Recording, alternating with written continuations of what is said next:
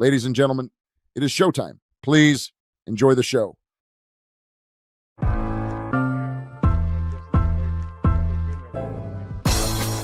It's the corner where the treats at. Is this the passing of the torch, right? Is this what this signifies? It comes down to that front office and what they feel is most important. The champ is here. We've touched down from a higher plane. Why you made it here? We always look forward to that week because it was always intense. You know that we ain't coming back. We about to. The man, the myth, the legend, Dante Hall. My favorite player growing up was Dante Hall. I love you guys in the show, but Dante was my guy. Get to dashing because you done on the warfare. It's the holiday season, and there's no better time to jump into the action with FanDuel, America's #1 sportsbook. Whether you're betting the NFL, getting in on the college football playoff matchups, or checking out the NBA's Christmas slate, FanDuel's got holiday promos and boosts that'll keep every game exciting all month long. From same-game parlays to player props and live in-game betting, FanDuel makes it easy to get closer to the action with fast payouts and an app that's smoother than a Gardner Minshew sidearm throw. And don't forget, every Friday on Chief Concerns, we drop our best 5-leg same-game parlay for the weekend, plus JD's 10 keys to victory, breaking down exactly how the Chiefs can continue to find wins with the remaining games left. So, while you're unwrapping gifts and watching wall-to-wall football, make sure you download the FanDuel Sportsbook app today and make every snap, shot, and score count this holiday season. Attention all sports bettors. Big news, Chiefs Kingdom. Sports betting is finally going live in Missouri on December 1st. So we've partnered with bookies.com to bring you all the best sportsbook promos and sign-up offers in one place. Head over to bookies.com/chiefconcerns. The link is in the description below to check out all the offers from the top sports books in your area and pre-register today. You can lock in those bonuses now, even before betting officially starts on December 1st. And hey, everybody, welcome to another episode of Keys and Cash with Dunn and Dash on the Chief Concerns channel. I'm Marcus Dash, and it's presented by FanDuel. Our betting show will be, as always, all lines and everything is presented by FanDuel, the best sports book app that you can get now in Missouri. But yeah, tonight, I think I saw Mike Brennan just tweeted, or one of our community members just tweeted saying, first time watching the Chief Concerns show, especially the betting aspect show, while we are eliminated from playoff contention. So yeah, it's going to be a very interesting time here in the Chief Concerns world, whereas we are going to be talking about the Chiefs and not playoff contention. So we have about 3 more areas. There's our guy, Mike Brennan, Digger, 4287. And honestly, it's going to be interesting, right? Because like JD and I said, we do the show since 2020, and we've had so many renditions of the show. But every year it's the same, right? Every year it's the AFC Championship game. Every year it's the Super Bowl, or at least it feels like every year it's a Super Bowl. But, it's going to be an interesting year for us, and it's going to be a fun off season. Obviously, a lot to get to as far as what positions we're going to need. The draft's going to be bigger than ever. We're going to have a higher draft pick. So it's going to be a really fun off season for this channel. Yeah, and I know you guys are used to having us with live stream 4 times a week, even when the playoffs start. But once the season ends in a couple weeks, we'll just be going back to Mondays and Wednesday shows as we do in the off season, just a little bit earlier than usual. But we'll make sure our Mondays and Wednesday shows are going to be the best, as they always are. So enjoy these Friday nights while we have them. Enjoy the post-game shows while we have them, because in a few weeks, it's just back to Mondays and Wednesdays, and we'll have, periodically we'll have our special shows where we come on and do a live stream randomly to, talk about Chiefs news and whatnot. But it could be very interesting offseason, to say the least. I'm seeing already, it's a Friday night show, and usually we have about 20 people on the live streams by this point. Only 7 right now, and it's holidays, a lot of things going on. People are traveling already, but it's interesting that Friday, and we have 3 more games left, that people just aren't, just that it's the same luster is not there, and now the team might be going to Kansas, not Missouri anymore. So there's just a lot going on here, and there's a lot going on in the background over here as well. But it's going to be interesting. So tonight, enjoy the Friday night show, enjoy the betting show, enjoy it all, because one of the last times we're going to get it. So let's see who's in the chat tonight. Janae Reigns, hello, Chiefs Kingdom. What is going on, Janae Reigns? Hope you're doing well, buddy. Digger 4287. That is our guy, Mike Brennan. Mike, what is going on, big man? Hope you're doing well. Linda Hunter's in here. Hello, everyone. What's up, Linda? Justin Hutchins. The Chiefs are going to be very short-handed. 9 guys out that won't play that are on injury report. Sunday will be a very interesting game. Yeah. And I made the comment on our Twitter account earlier saying that it's happening, and I have a little like a logo of the Chiefs arrowhead with a tank, a red and yellow tank in the middle of it. And I said it's happening, and JD said no, it's not. So JD's very curious. His keys to victory tonight's gonna be interesting because that's a player's point of view, and it just shows you what those guys on the gridiron are, how they operate. They operate with going on the field and winning every game as possible. While many fans like us, you say, let's get a better draft pick, let's get a better player, let's get a more of a blue chipper. I'm all for it. However, players, they're not like that at all. They're trying to get wins. They're trying to do what they can do. And I mean, obviously, we're going to be shorthanded with the amount of guys that are going to be injured this week. But JD's going to talk about how he feels, and how he feels is, players go out there and they try to get their best efforts to win. And that's what we're going to see on Sunday against the Titans. So, curious to hear JD's keys of victory, because it's the first time we're going to have a keys of victory where there is no playoffs in sight, right? So, while this is our first Friday show with now being eliminated officially, it's going to be our first game in a long time, and our first keys of victory ever where there's no game next. So, going to be interesting to see how JD kind of gets everybody into the mood. So, yeah, it's going to be big time. Big time. Sinead Reigns going on. Digger 4287, bandwagon getting lighter. Very much so. It tells you. It really shows you. And I'll give, the holidays coming up, people may be traveling this weekend. But I will say this. Seeing the amount of people who are not watching videos, seeing people not being in the lives, I'm telling you, you're starting to see a little bit. I saw a Broncos fan actually made a comment online about the tickets that are available for this the Broncos Chiefs game on Christmas next week, and all the comments on the thread are pretty much just Chiefs fans saying, "Yeah, I'm not watching this team." And I don't live in the Kansas City area. I know a lot of us don't live in there, but it's interesting seeing the amount of Chiefs fans who are saying, "Yeah, I'm not watching this team live." And no, they've given me no reason to watch it. It's like you're seeing all these people. That's the thing too. It's like, yeah, we may be out of the playoffs, but there's still a lot of things to watch. That's why I'll be watching Friday night, Sunday. We'll have a post-game show, and Monday we'll have a grades because we're going to see new guys play. We have 10 guys who are going to be out. So we're going to see a lot of new guys out there. So I want to hear JD sees, what JD says from what he sees, right? We're going to preview the Broncos game next week. We're here, man. Like, this is it. The Chief Concerns will always be here. We're going to be watching the games. We're going to be reacting to it. Preseason, off season, you name it, we'll be here. So it's sad to see a lot of people kind of going with it, but it was expected, right? Because we had the pre-Mahomes fans, and now we have the post-Mahomes fans, and now we have the injured Mahomes fans. Or are they going to be with us anymore? We'll see. But as far as I know, this channel will be here to stay. Me, Teja, and JD aren't going anywhere. So that's how we rock. That's how we ride, baby. Janae Reigns, Titans get a free win. Is that an eye roll emoji?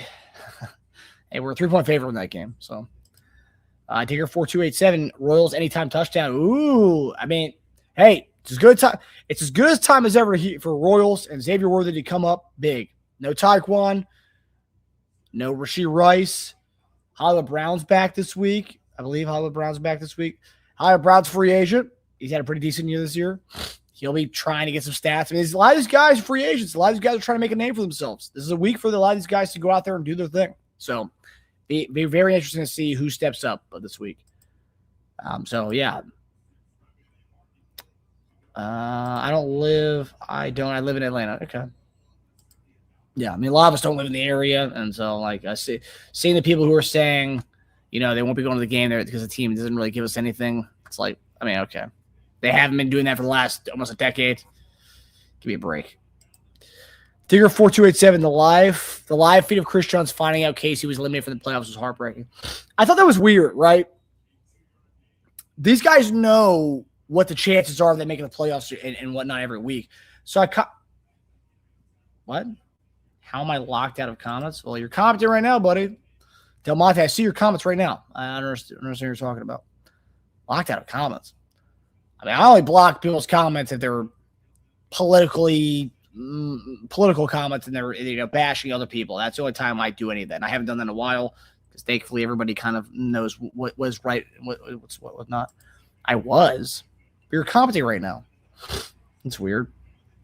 No, Demonte, I'll look into it, but I've never touched your comments. I haven't, like I said, I haven't touched anybody doing anything in a long time. So they're definitely not you. Dear 4287, the live video Christian. Yeah, so that was weird to me because I figured these guys all know what the chances are of getting to the playoffs. So him seeing that was kind of odd, like, because I think he was asked a question about it last week and was like, I'll be, we're going to go into this game by game. We're going to get there and so on. That's odd. Yeah, I thought that was weird. It was sad to see that he didn't know the news was breaking to him right there. But shouldn't you know that? Shouldn't you know what's at stake every game? I don't know. I thought that was odd. And if you guys after this, or if you're simultaneously watching this with the college football playoffs, Oklahoma is playing Alabama right now, and our former chief and guest and friend of the show, Derek Blaylock. His son is a starting running back at Oklahoma, Torrey Blaylock. So let's give Oklahoma some love, unless you're an Alabama fan. But let's give Oklahoma some love because Torrey Blaylock, the son of Derek Blaylock, former Chiefs, is a starting running back at Oklahoma. So hey, let's give some love to Torrey Blaylock and the Oklahoma Sooners. Should be interesting. It's gonna be a great weekend, and I love it too. Like the end of football season is interesting. Right, because obviously you have the playoff race, you have the seeding aspects of things. But on top of that, you got the college football playoffs, which is expanded to 12 teams now. So love that. So yeah, you do. It's a lot of interesting things going on. You got NBA is kind of starting to ramp up a little bit, but yeah, it's a really good time of the year, right? And also holidays too. So everyone's kind of all families getting together. So it's a nice time. It's a nice time. JVDIHCY, I give CC some love. Hey, I appreciate that. JD and I appreciate that. Teja appreciates that. We all appreciate the love you guys give us. I don't know if you guys got a chance. I did an interview with former Chargers doctor, Dr. David Chow, who's the @ProFootballDoc on Twitter. He pretty much gave me the lowdown on what is to be expected with Mahomes and what is traditionally expected with an LCL and a ACL injury. So pretty good 30-minute interview. That was a video I posted earlier. I premiered it this morning. Didn't really get a lot of views, so let's get some views on that puppy. So yeah, that was posted earlier this morning. So guys, let's get some views on that thing. And also too, just to know what's going on, so you can be well versed, and when you speak to people about Mahomes' injury, you guys can talk about it a little bit more in more educated fashion. So definitely check that out. I premiered it on our channel earlier, so check that out. Yeah. Delmonte Green Beans, the kingdom is rolling as well. Different times. Hey, it is what it is, It is what it is. MJ Pika, maybe Chris was just messing with him. I don't know, man. That seemed like a guy. Chris may be a good actor, but he ain't that good of an actor. Now, that he was genuinely serious about that. He was serious about that. Yeah. Kelsey spoke today. I know everyone's been making a big deal about him skipping out on interviews after games. At the end of the day, and I get it. I was a reporter. You don't want to hear people don't want to talk or whatever, but he has a huge podcast, right? So what he's going to be giving you, right? Because instead, if I say, no, I'm not interviewing, I don't want to do reporters. I don't want to do any press right now. Okay. That means more people are going to want to tune into his Wednesday show and his New Heights show to hear what he has to say, which, what do we all do? That was a clip that we used for our show Wednesday, right? So that's how I feel with that kind of stuff. It's like, whatever. Like, he has a podcast. He's going to be able to speak whatever he's going to say.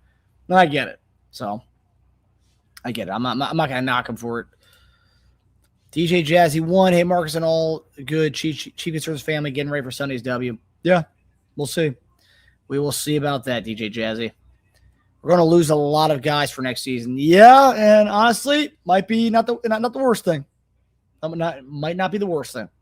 So there needs to be some change, right? You can't have the carryover everybody. There needs to be some change. So whether it be scheme-wise, whether it be personnel, there needs to be change. So that's not the worst thing, Del Monte. Not the worst thing.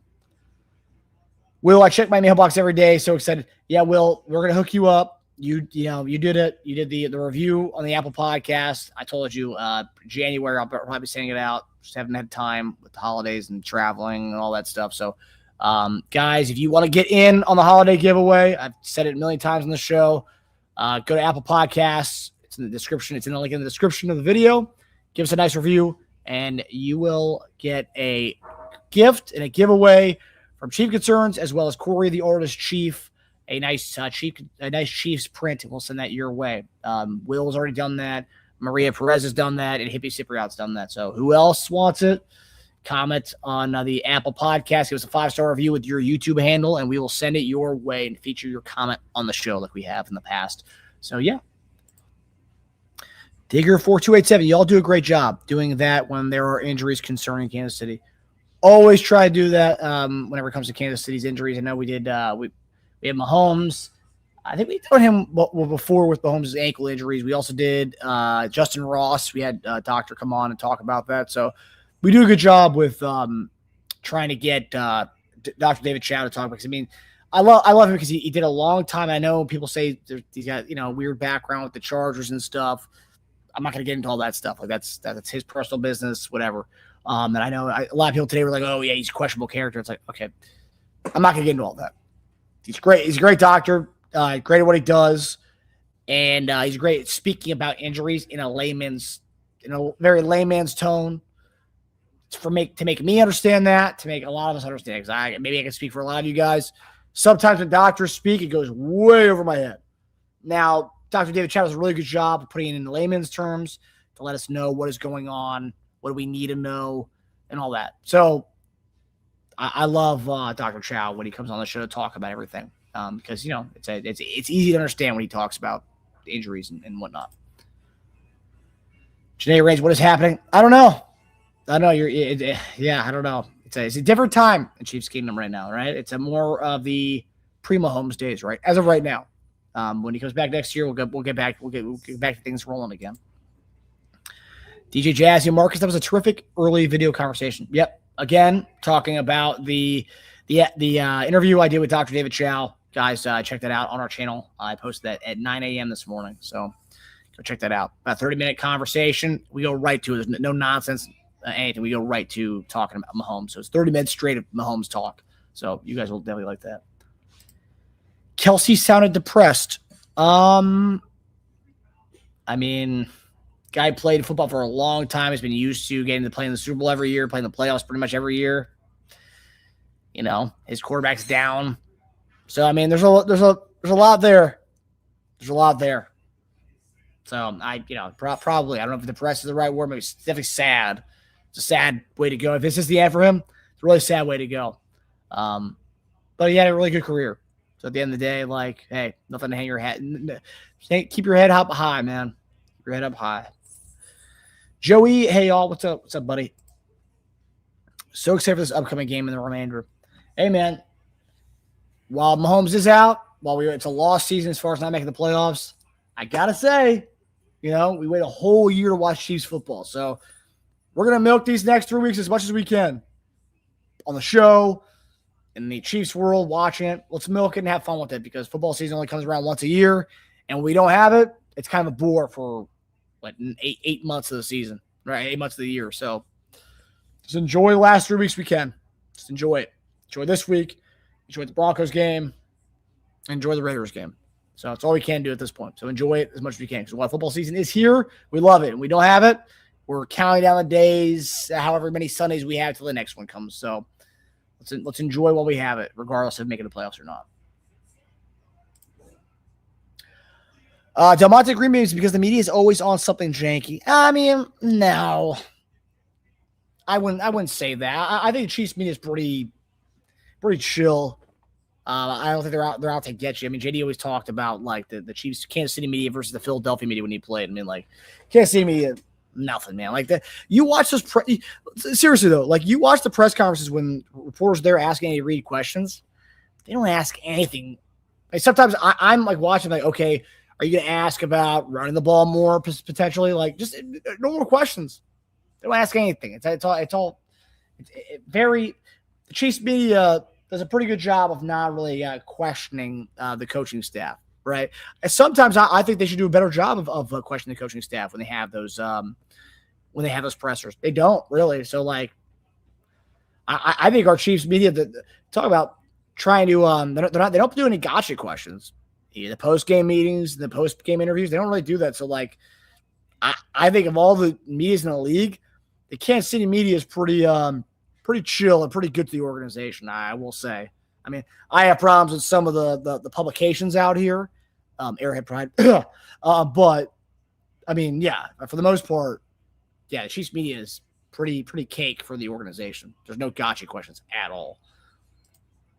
Maybe when Jason Whitlock was here, sure, but outside of that, it's pretty solid. They're pretty good at the organization. They could ask a lot more tougher questions than they do, and they don't. Digger4287. I can see Kelsey coming back mid-season after seeing how Pat is doing. The O is developing, getting some good rest for his body. Maybe. You could definitely see that, like a Gronk kind of situation. I don't know. He's an all or nothing kind of guy. I feel like he's going to come back. He's going to come back. And I'm sure he'll talk to Pat about that, but we'll see. Like I said, his comments this week were kind of weird, right? The Chiefs, it sounded like it was pretty much done, but I know JD said he was going to read into it, but I read into it, and yeah. But a lot of Chief fans did, it seems, but we'll see. I mean, the real answer is going to come in a few weeks. No one knows. You can only surmise from what he's saying, but we'll see in a couple of weeks. Not knocking Kelsey, it was a good press. 87 can do whatever he wants. He earned it 13 years. 100%. 100%. Dr. David was great. Marcus was great interviewing him. Check it out, y'all. No, seriously, it doesn't really have a lot of views on it, but it's a pretty good 30-minute interview straight talking about his injury. I'm not trying to toot my own horn here. I'm not trying to toot it at all, but it was pretty solid. It was pretty good. Digger4287 said, we ain't 2-14 with the weakest draft coming up. Things can always be worse. 100%. 100%. I'm right there with you, Digger. I've been enjoying Chow versus Ryan Leaf. Yeah, they obviously have some they have some history for sure. I'm not going to get involved in any of that. That's on Ryan Leaf and Dr. David Chow. For our purposes, we're interviewing him about just football and Mahomes. I mean, I'm not getting involved in any of the drama that went on behind the scenes in San Diego. That's not for me to comment on.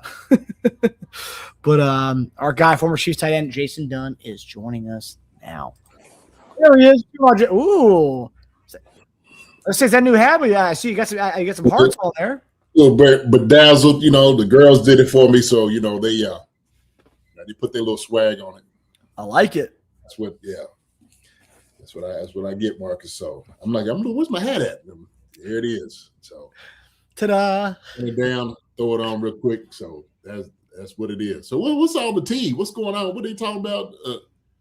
Dr. Chow and what happened? Oh, well, because I posted the interview that I did with Dr. Chow this morning on the Mahomes injury.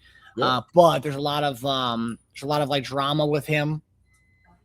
Okay. Ryan Leaf called him out like a couple months ago, like saying he was a bad, like what he did behind the scenes wasn't good, and like he kind of he insinuated some stuff about him, like shady things that went on with Junior Seau and him, but like again, that's like drama that went on in San Diego. I know nothing about that stuff. So, he said it had to do with Junior Seau. So I'm trying to get into the tea.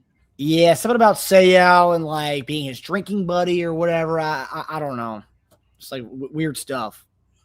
And then Chow pretty much said you're in so many words you're just a bitter guy and you want someone to blame your failure of a career on me kind of thing. It was pretty bad. Wow. Yeah. Right? Yeah. There's a few months ago, but yeah. But JD, so 9 players out this Sunday. Oof. Okay. What? I'm also kind of laughing at you at your quote tweet on Twitter. It's happening, JD. It's happening for real. Is that what we're saying? Now we're conspiracy theorists over here, right? In Chiefs concerns, and is this what we want, Marcus? Is this what we're asking for? No? I'm making a joke. I think it's funny. I mean, obviously, we talked about this week. The NBA is the league that started the tanking aspect of things, and MLB too. NFL is not like that at all. I mean, like we said, these guys don't have guaranteed contracts. These guys are trying to put the best product on the field as possible. So, Yeah. it's just, really, the tanking thing is a joke that I'm like laughing about. But there's people who actually believe that. I don't think we're tanking. I mean, obviously, we know we're not. Well, I mean, obviously, we know Rashid. Let's talk about it. We know Rashid Rice does have a concussion, right? We suspected that in the game after getting hit like he did. He got plummeted. Tyquan Thornton has a concussion, right? He's on the concussion protocol. Jawan Taylor's not really, that's not really a mystery. Jalen Moore, same thing with him. Who's the other guys? Go ahead and start naming them. I mean, like all of them are like Patrick Mahomes. Like we know the guys that are out. Okay. Leo Chenal out, shoulder. McDuffie knee out. We knew that. Yep. So Brennan Stool, he was activated this week, but out with the hamstring still. Okay. Nazi, he was activated this week, shoulder, he's out still. Hey man. And Derek Nottie out with an illness. I don't think you guys, you're not really giving me anything to say this is a tank. This is all the guys I know are playing. The one thing that I saw that I've seen some fans speculate is that McDuffie practiced in a limited capacity last week, and a lot of people thought there was a chance for him to play, and then he didn't play. And then this week, I believe, did he practice at limited capacity? He was a limited practice participant on Thursday, and then he was DNP on Friday, and then he was out. So depending on the severity of the knee injury, the swelling, who knows? I don't know. Hey, come on, man. For a guy that needs his legs for a living, he can't be on limited practice and come out, covering receivers up and down the field. If anything, those guys, need their legs more than anybody else to get it done. So I don't see it. There's nothing there. There's no there. There's nothing there. So I would want him to be fully healed before he came back for anything. Yeah. Yeah, and that goes for both sides. McDuffie, obviously, for his own future, and for the Chiefs' future too. Because let's say they either want to resign him or they want to trade him. They don't want to trade a guy who's injured, and they don't want to resign a guy who potentially hurt his knee further, depending on what it is. Right, exactly. But just for the even if you needed him, right?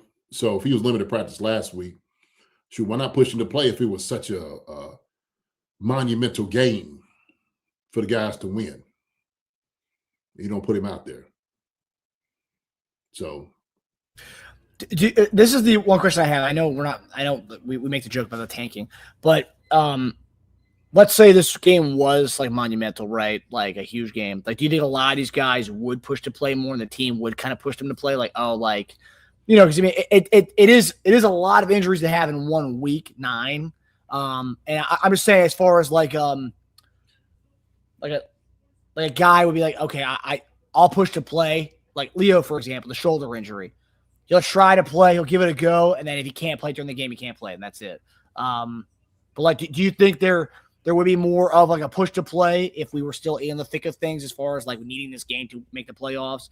Whereas right now we're out, so it's like, okay, we're not going to push you to play. Like, no, like just rest kind of thing. Well, if you're going to go to the playoffs, you're thinking a guy like, hey, do we take a chance because we could lose him for the playoffs? So it's true. No, I mean, this is week 16. This is where we at. Week 16 of the season. I mean, these type of injuries happen because these guys have been out there playing. We've been out, and these guys have been out there playing longer than everybody else. So very true. We've had longer seasons. We've had an entirely whole season more than everybody else under our belt. So that does take its toll on guys. Bodies do get tired. Your minds get tired. But this is very true, man. This is part of football. We start looking at rosters. Look at everybody else's roster. You see how many guys are hurt. You see who's dealing with nicks and stuff like that. You know what I'm saying? So if you just try to zero in on the Chiefs and, oh my gosh, well, shoot, look around the league. See who's all hurt. So the Titans have 1, 2, 3 guys ruled out. 1, 2, 3, 4, 5. 5 guys are questionable going into Sunday. And that's a team that's not going to the playoffs. They're not going to the playoffs, right? Yeah. So those guys are still playing. I just for me as a former player, for us, man, look, that is disrespectful to us. Because as our craft, ours is based off the physicality. We are trying to win. We're not the NBA. We're not baseball. We're not any of the other sports. And it's not throwing shade to them, but we have a whole different type of toughness to us. We do. So we're a much more physical type of sport than everybody else. And so that's why our season's shorter than it is in basketball and baseball. I mean, they got a lot of games. A lot of games to play. So it makes sense. Like, oh shoot, well, this is what we need to do. Sit the guys over. Plus, they making buku of money. So that's another thing. Yeah. Is it because you've been in locker rooms where you were eliminated from playoffs like earlier than the last few weeks of the season? Is it like, what is the conversation in the locker room like? Like what is it like? Obviously, we know there's no guaranteed contract, so you are still going out there and putting your best effort out there because you want to you want to show good video. And is it like playing spoiler for other teams? Are you guys looking at, okay, like we can come out there, we can beat this team, so they miss the playoffs or whatever? Like, what is like kind of the conversation? How different is it when you have like that playoff on your mind versus you're eliminated from contention? What does work like that Monday once you're eliminated from contention? I'm sure there's a lot of different emotions that go on with within the squad. Myself, I can only speak for myself, and I mean other guys. We kind of talk about it too, but just don't lose sight. And you're still trying to win. You're trying to win games. The thing is, you don't want to go in and get just destroyed for the season. You want to have, a decent showing. We can still finish this with a winning record. So, ain't nobody saying that we should lose. Why go into a losing record? Shoot, win the rest of them. Salvage what you can. Find out who you got. Find out who guys are. And so maybe for Andy, like he was saying, who's going to be here is going to be here. And he wants to evaluate that. Who's going to be dedicated? Who's still going to show up and try hard each and every day, every single rep? Or have you thrown the towel in? And so when you have a championship team like this, you ain't throwing no towel in, and they ain't going to let them throw the towel in. I don't see anything like that. It's going to happen. So really the conversation is, hey, man, this is just work as, business as usual. It's the way it should be. And if anybody says otherwise, this is the guy you need to get off the team. That's the guy you can't rely on like that, man. Shoot. Then we know anytime doesn't work or it's not conducive for you, and you all selfish about what you're gonna get, just for contracts and all these different things. Well, hey, shoot, man, maybe we don't need to have you around. This is a family and team oriented business. It's a performance-based business for sure. Let's not get that twisted. So guys are getting paid to perform. So there is still like that incentive. Yeah, maybe selfishly like, hey, well, shoot, if I don't work here, maybe I could go somewhere else, right? Maybe guys who sign 1-year deals and, may think like, hey, maybe my future's not here in Kansas City. I still need a great showing. So I think you still have to have that. But that's hey, man, it's a team sport, man. You do a lot of, dedicate a lot of your time toward, this what you're doing, this craft out here, football. So. Yeah, I mean, like we talked about this week, it's obviously different operations for the team. 3 more weeks and that's it. There's no January football, there's no February football this year. And like on this show, like I said, it's one of those things. Like we wait all year long for a football season, and now 3 more weeks left. Enjoy it, because we'll be without it for 7 to 8 months until we actually see the guys back in pads again. So enjoy it. The last 3 weeks of the season, enjoy it. You may see some of these guys, your favorites, on this team for the last time the next 3 weeks, So enjoy it. Really enjoy as much as you can. I know it's not the season we wanted, but still enjoy the season. Enjoy the guys for the last 3 more weeks, and enjoy having us 4 days a week too, right? Because we'll go back to our Monday and Wednesdays schedules, and with sporadic maybe live streams with breaking news and whatnot. But enjoy it. And this is one of our last Friday shows till next season, JD. Yeah, 3 more weeks left. Well, actually, and next week when we play Christmas, we're gonna have actually a condensed Wednesday night show. So yeah, this is our second to last Friday episode of the season. Yep, sure is. So, JD, and let me ask you too. This is also another thing from the human side of football. Because with the NFL, it is like, it's not like a corporate job where like randomly one day someone can get fired or whatever. You guys have contracts where it's like, for the most part, like you're gonna play it out that season, till the end, and then you may not get re-signed by the team. Is it kind of like the last 2 weeks? Is it kind of sad, like knowing, like, look, I may be gone next year. My locker mate might be gone next year. Now, obviously, you guys always think about that too during the year, because you can get cut and drop the hat. But like, is it last 3 weeks knowing, like, do you see the end in sight? Like, this is it for the last 2 weeks. Is it kind of bittersweet? Like, not bittersweet, but like, is it kind of sad, like knowing that, like, this locker room is gonna be totally different next year, and this is it. Obviously, we know it's a business, but human side of things, like, like, I remember the end of days of high school and in college, like, the end of the season, those seniors are gone. Like, some of these guys might not here next year. I might not be here next year. Like, is it kind of sad, like, as you approach the end of the season in that kind of way? It is, because the reality sets in. And this could be everybody who understands how these things go. It's a business. And so, sometimes it doesn't work out, and, you may have to part ways. And that entails a lot of different things. You may have to move your family. Shoot, you might be out of the NFL. Your dream of playing in the league for a long time, it might be done with. So that's why I say guys don't take these things for granted. It's not like, okay, shoot, we just show back up. This ain't high school ball. It ain't like you're a freshman. You can come back, you got another 3 or 4 years. You don't. Sometimes, and if anybody's played on any teams and, you become a senior, you're like, man, this might be my last game. Like, for a lot of guys, realizing that was the last time you're going to be in pads. Last time you're going to be in front of a crowd, somebody cheering your name or seeing you out there play. And that is a hard pill to swallow. So you try to do everything you can, like I said before, to at least maybe have a chance and opportunity somewhere else, if that's what you want to do. But then also, too, you might be want to leave on your own terms. See, that might be Travis Kelce right now. Travis Kelce might be like, hey, I'm leaving. I'm healthy. I've done everything I possibly can do as a tight end. This may be it for me.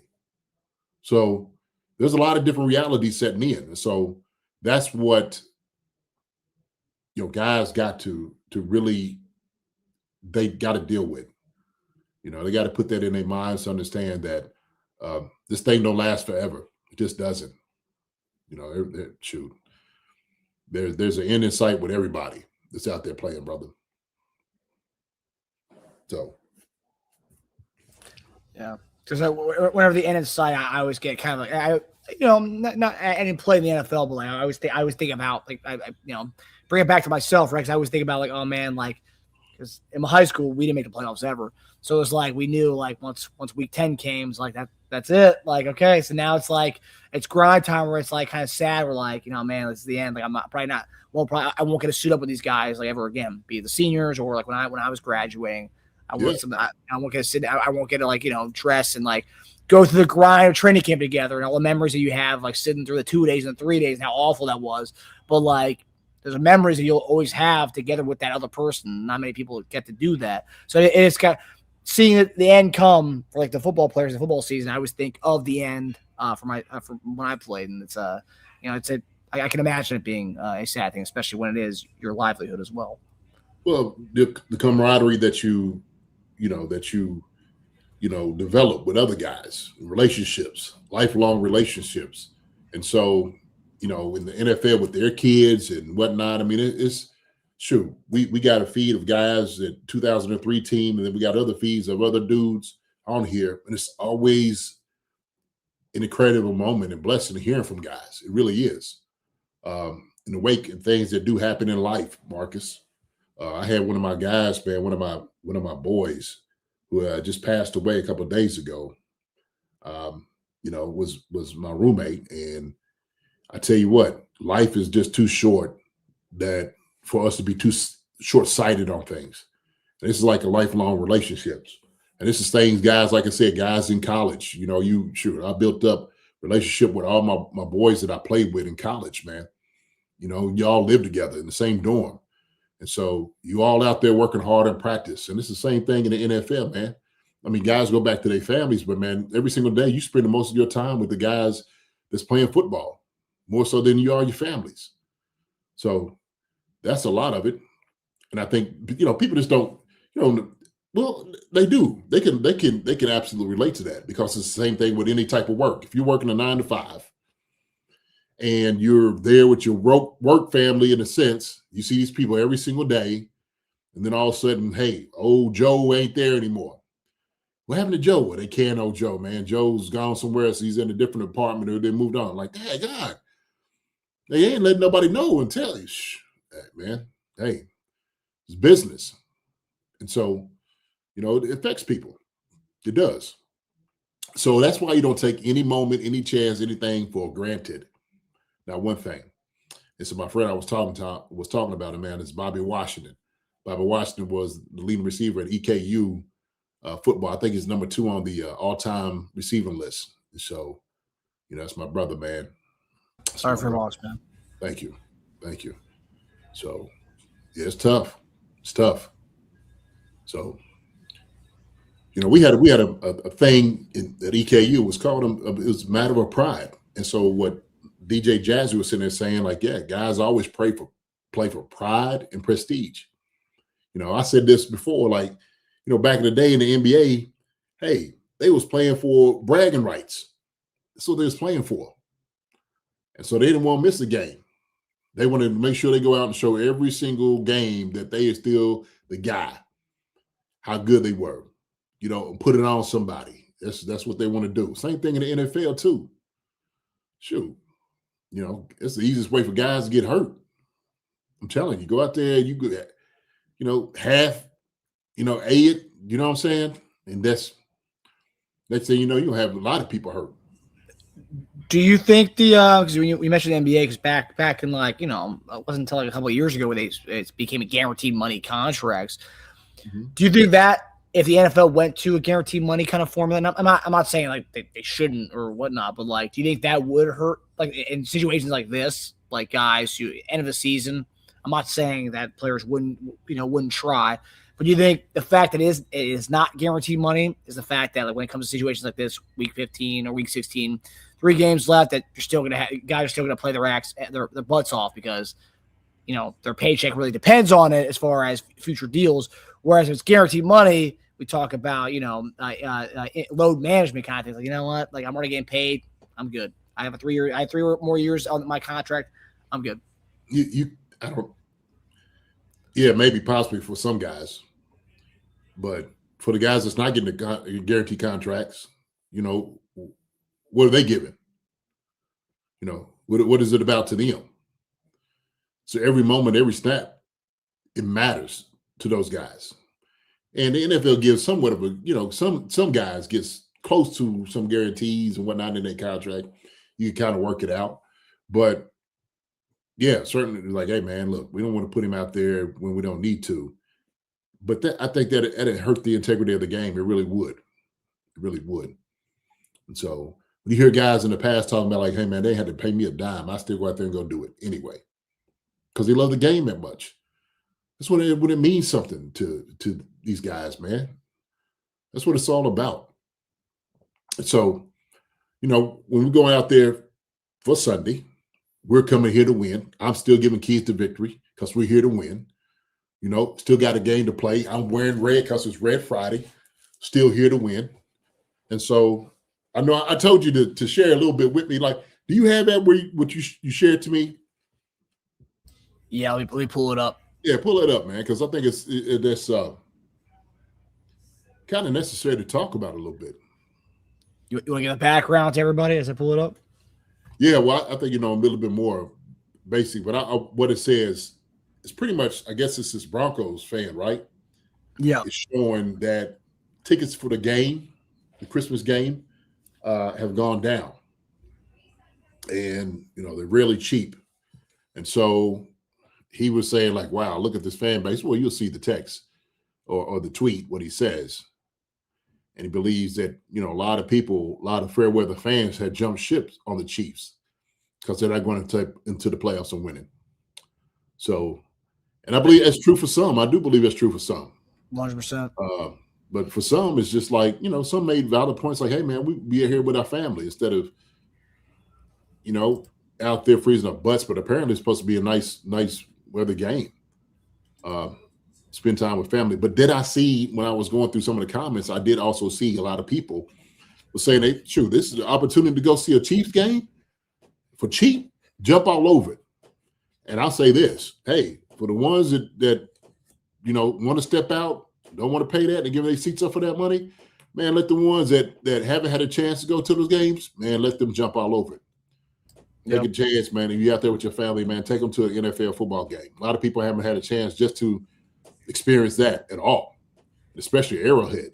And I guarantee you Arrowhead's still going to be rocking anyway. So, and one of the all-time great tight ends could be one of his last games too. I mean, that's also another thing as well.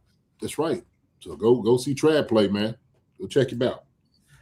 It's some of the comments were pretty his comment here, nobody abandons a bandwagon quite like Chiefs fans, and some of the comments here were very no one's watching a team already out of the playoffs instead of being with their families on Christmas. Try again. But you're just pretty much saying because we're not a playoff team. That's it. We're done. Not watching it. See, that's what I'm saying. You don't know who these people are, man. Everybody speaks for themselves, right? Nobody speaks for the entire kingdom on these things. Everybody has their own mind as far as what they want to do. Now, I would never disparage anybody if decided to stay home with their family to do whatever. You can watch it on TV if you wanted to. That's fine. Hey, it's your prerogative to do that. But that's why I was sitting there saying, like, you had different ones wanted to come to the game. A lot of Broncos fans said they wanted to come to the game because it was cheap now. Shoot, fill the stadium up, man. It's still going to be a good game. Shoot. And to be honest with you, the Chiefs are still trying to win this. Absolutely still trying to win this. So. Yeah. It looked like it was just over and over, different ones replying to it. And, but I think he hit a very pain spot in people. Yeah, touched the nerve. That's what he did, Marcus. Yeah. Touched the nerve on some folks. It's like, yeah, man, shoot. If it ain't you don't even have to respond to that craziness. Yeah, I mean, it is Christmas, but if Mahomes was playing, those tickets would not be that price. No. If we were in the playoffs, those tickets would not be that price. So it's like there is a lot of truth to what he's saying, though. There's a lot of truth there. Yeah. But people like, look, I'm paying for a high dollar play is what I'm paying for. Yeah. I don't mind spending a whole lot of money for that, that type of caliber of game that I know is going to, mean a whole lot. But then you have some like, all right, well, shoot, they ain't going to make it. I'll wait and get my tickets next year. Yeah. Because you have a lot of people who probably bought those tickets thinking that was going to be a very pivotal game at the end of the season. And you probably got hosed on the ticket price there. And then now they're reselling for that price. So it's like, rough. So, man, I just like I said, I don't disparage anybody if they want to. They don't want to go. They don't want to go. Yeah. Let them. Hey, It is what it is. it is what it is. So next week, since we do play on Christmas, we'll have a condensed show Wednesday, doing a little bit of the bets, JD's keys to victory, his Christmas keys to victory, and we'll do that on Wednesday night and a shorter condensed show to preview the game. So guys, we'll definitely come out on Wednesday. We'll be doing our Sunday post game show this week, our Monday grade show, because honestly, like, I know it's the end of the season, and what JD said, or what Andy Reid said this past week about how, like, he's going to see, they're going to do it's evaluation time. And while there are like 10 guys out this game, that means there's going to be a lot of guys who are playing who we haven't really seen much of. So we're going to have our eyes maybe for the first time on guys like potentially Jalen Royals a lot this coming game. So we're going to have JD's grades breakdown on Monday to see some of the guys we haven't seen. So I'm like, there's a lot to love from there's no playoffs, but there's still a lot of things to see with the rest of the season. So I'm really curious to watch the remaining 3 games, JD. I really am, to see some of the new blood, some of the guys we haven't gotten the chance to see yet. Yeah. And that's going to be an exciting part, I guess, for me, Marcus, really. For the guys who really hadn't had a lot of playing time, now the door opens up for them to get out there and go play. Shoot, what can they do? Is this something where Bossa may be able to get in because Chanel is out and, he gets some playing time? I hope to see him out there, just see what he can be able to do. And so, Damian Pierce, also another guy. Pierce, they're going shoot. They're going to let him touch the rock. Let me ask you, from a veteran's standpoint, because remember, he had a lot of suitors that wanted him and teams that were going to be in the playoffs. The Eagles are one, the Broncos are one, the Chargers are one. If you're a veteran player who signed with the Chiefs and, like, you anticipate to get some kind of touches, how mad are you that you didn't get any touches in the end? Unless it's like, hey, like, you're young still. You're going to need a running back next year. Pacheco's a free agent. Kareem Hunt's a free agent. All we have in our roster is this rookie, Rashard Smith. Unless it was a deal for the future, like to say, hey, we want you to stick around the following year. Like, how mad are you as a veteran who, like, ended up signing with a team that didn't even use me at all in the end? I mean, like I said, every guy wants to play. So I'm sure he's not happy about it whatsoever. But we'll see. We'll see these last 3 games, what it's going to look like. And so if he's caught up to speed, like Andy that was his word. He's not really caught up to what we're doing. He hadn't really got it all down yet. If he has ingested the offense and the playbook, then I do expect him to get out there and see a little bit. Why not? It ain't gonna be able to hurt you. And the thing is, he has NFL experience. It's not like somebody's playing who doesn't have NFL experience. He's been a very good back when he was down at Houston, when he was very healthy. So that's the thing about it. He's a good back. We just have to see. But we said that about Elijah Mitchell. We didn't see any of him. Yeah. Digger 4287 or Mike Brown says, like, how is Fulton feeling? Well, Fulton, be outside of, we're talking about Pierce and Eli Mitchell, those guys didn't really get a lot. I mean, their contracts weren't big deals. Fulton, you got $15 million guaranteed. He's sitting pretty. Like, hey, if you need me, you need me. I got $15 million in guarantees. I'm good. Yeah, I'm sure he's not happy he's not playing. But at the same time, he got paid. These other 2 guys are still trying to put some footage out there. They're not getting any footage so far. But also, too, for Fulton, I mean, yeah, he got paid. He's still trying to stack chips. So he's sitting there saying, man, this might be my last rodeo. Am I fine with what I just got? Yeah, maybe. Yeah. And he might have to deal with it. But if he's sitting there saying, man, I go out there and hit him over the head with another contract, that's what I want to be able to do. But it's hard, man. Once you get that reputation of being injury prone, oh, man. You might as well write your ticket on out the NFL. Yeah. So we'll see. I don't know. We'll see how Fulton, if he gets a lot of playing time coming this week. Yeah. I mean, and Knowles, who stepped up last week, I mean, that guy was talking about a guy who wants it, who's playing, who he wanted it.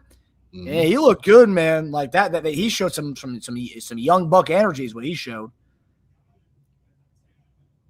It looked like he knows what he knows. So Yeah, I think they might have. I think it might honestly have some with Knowles. That's that like come out of these last few weeks to know you might have something with one of these young guys.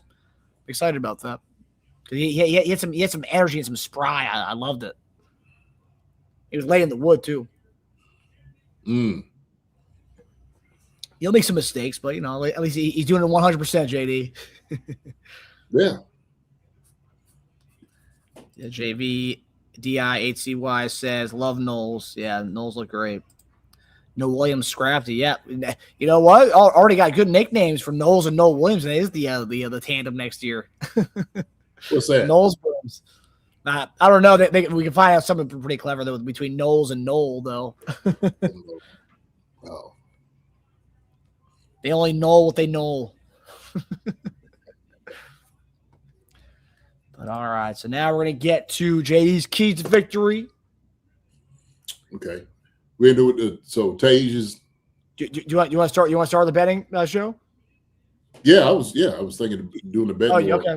We can end with the keys to victory. Let me let him know that we are about to begin. I think he thought that we were starting with the keys to victory. Oh, okay. Well, if you want me to go ahead and do the keys, I can do the keys right now. No, I mean, I think he might be hopping in. Let me see how fast I can take it to hop on.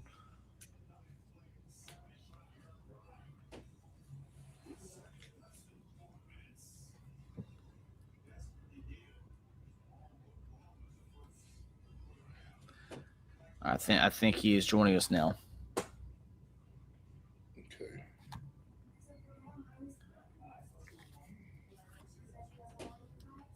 You only know Knowles. I like that, JV. That's good stuff. Knowles knows. I like that too. Hey, I'm all in. I'm all in. As long as these guys can give us some action next year, I'm excited to see what these guys can do. But a lot of a lot of questions in that secondary going into next season. So it's gonna be interesting to see because McDuffie, Jay Watt, all these guys are free agents. So they're impending free agents. So it's gonna be interesting to see what happens. Mike Brent says Teja is too busy counting the winnings from the Chiefs win total under. Yeah, that's right. That's right. He took the under. Hey man, Teja's big on the unders. Last year I think he took the under too. So you hit the under. If you say under every year, eventually you're going to be right because you can't keep winning every year. That's like how all the other people who are saying the Chiefs dynasty was going to end. If you say it's going to end every year, chances are it could happen at some point. Is Brian Cook a free agent? I don't believe so. I don't know that, but safety's an underrated spot they're going to have to look into this coming off season. So Brian Cook. Yeah, he is a free agent. Who is? So, yeah, Brian Cook. That entire draft class is, yeah. So the Pacheco, Jay Watt, McDuffie draft class. Yeah. I mean, look, I thought safety was going to be something they're going to have to look into anyways, but now with Cook gone, potentially, Jaden Hicks hasn't really progressed in the way a lot of people hoped. So I could see them bringing in a veteran safety. Jaden Hooks not progressing the way that they thought he was going to. Has that kind of hurt the secondary as well, JD? Yeah. I think there's a lot of high hopes for him going into this year. Well, yeah, this is only the second year. He was thinking for him to get, make some strides going forward. And so maybe it just didn't happen. And sometimes it takes some guys a little bit longer. Especially and the thing is, you would think maybe what he was his first year, because of Justin Reed, helped out a lot, putting him in a position, letting him know exactly where he needs to be and whatnot. He was able to benefit from that. But now, kind of older guys, I don't know how the conversation is going, but yeah, man, second year, hey, you might see at least some improvement. saying, okay, well, shoot, he just keeps getting better every single year. And maybe just needs that off season to figure it out, right? So, yeah, ain't like you spent $25 million on a guy. He's a young dude, so that's true. Yeah. Yeah. I think he was a 4th round pick too, as well. I believe. Cook is a free agent. Yes. Yeah. No, we were just talking about that. We were talking about potentially, how the fact that Jaden Hicks, year 2. I think a lot of people were expecting more from him in this year, a little bit more growth, but didn't really see that. What he lacks, JD, is that something that is coachable from what you've seen from Jaden Hicks? I mean, is this something he can be coached into being this guy, or is it more like?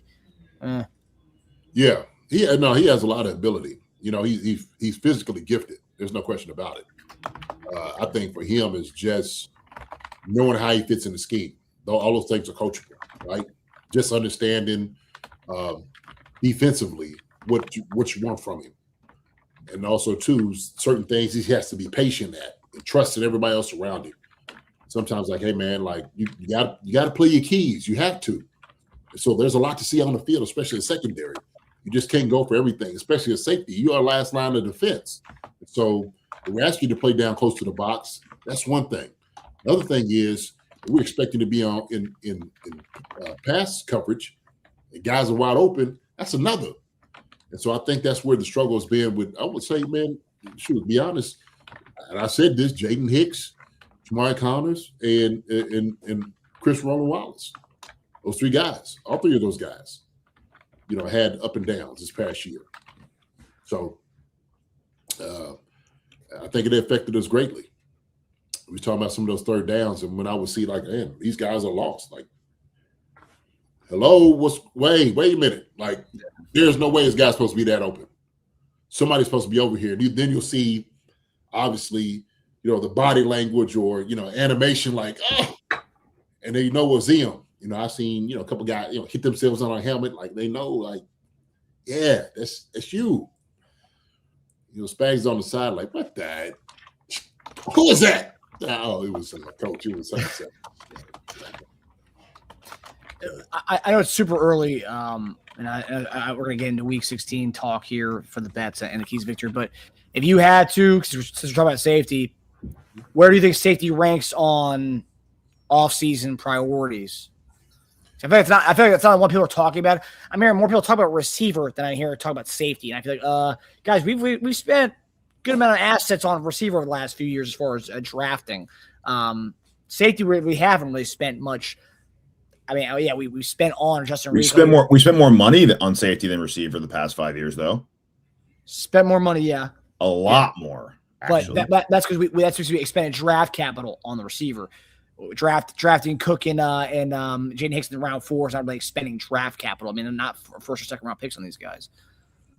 Well, I guess he's talking about Justin Reed, Edwards. I mean, Matthew. I mean, as far as how far back you want to go with guys, for sure, their contracts have been a lot bigger contracts.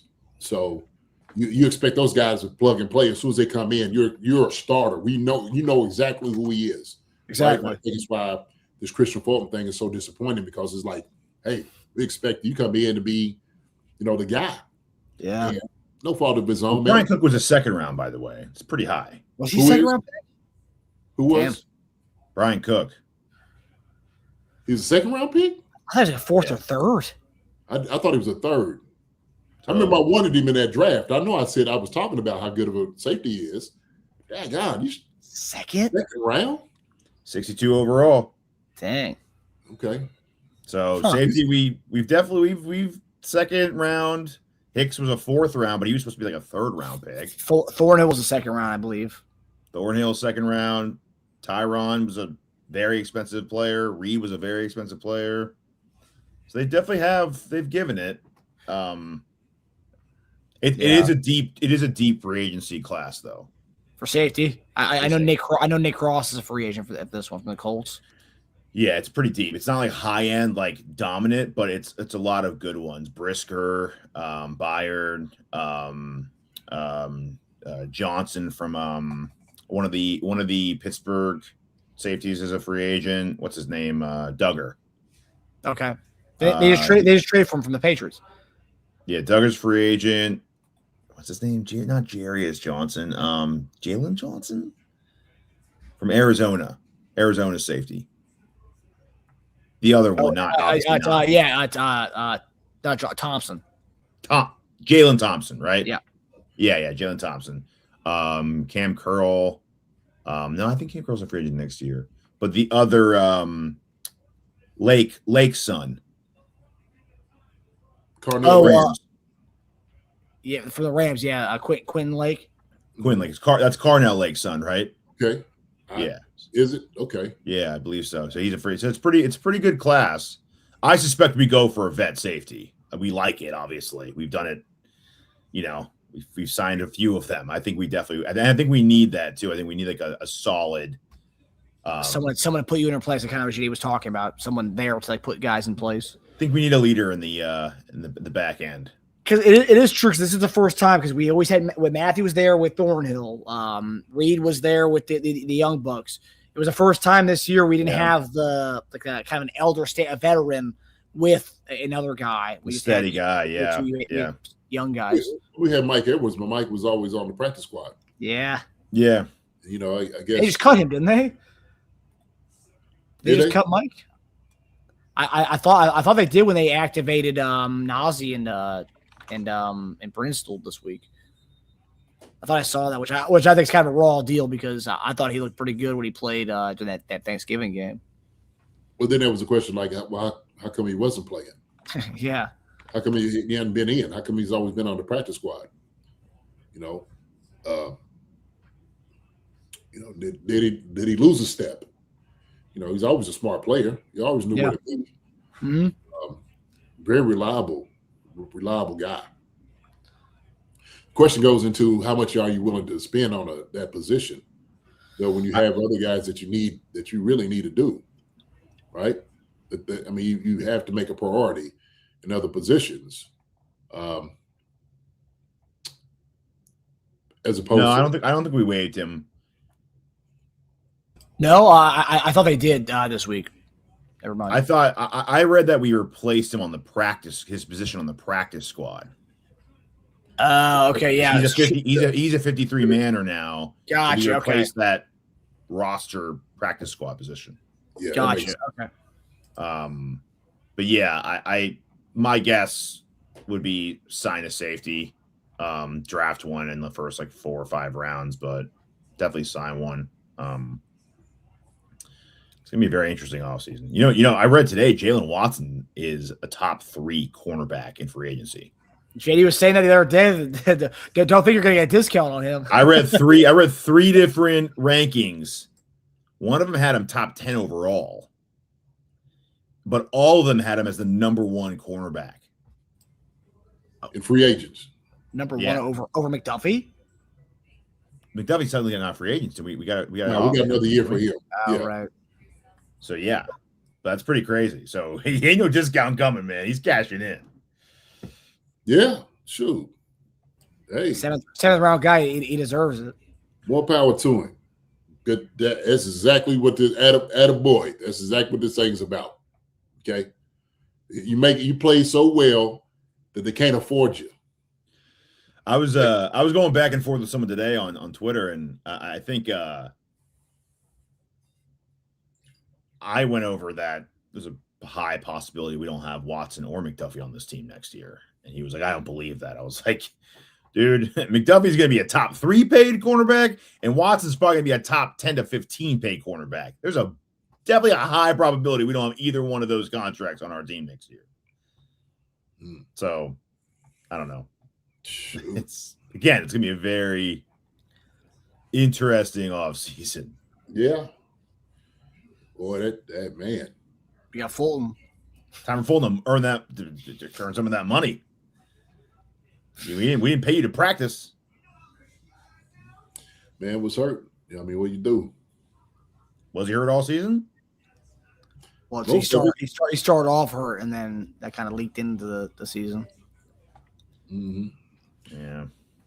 Probably, nicked up and, still not right. Knee, man. You got to have your knee. That's what I was saying.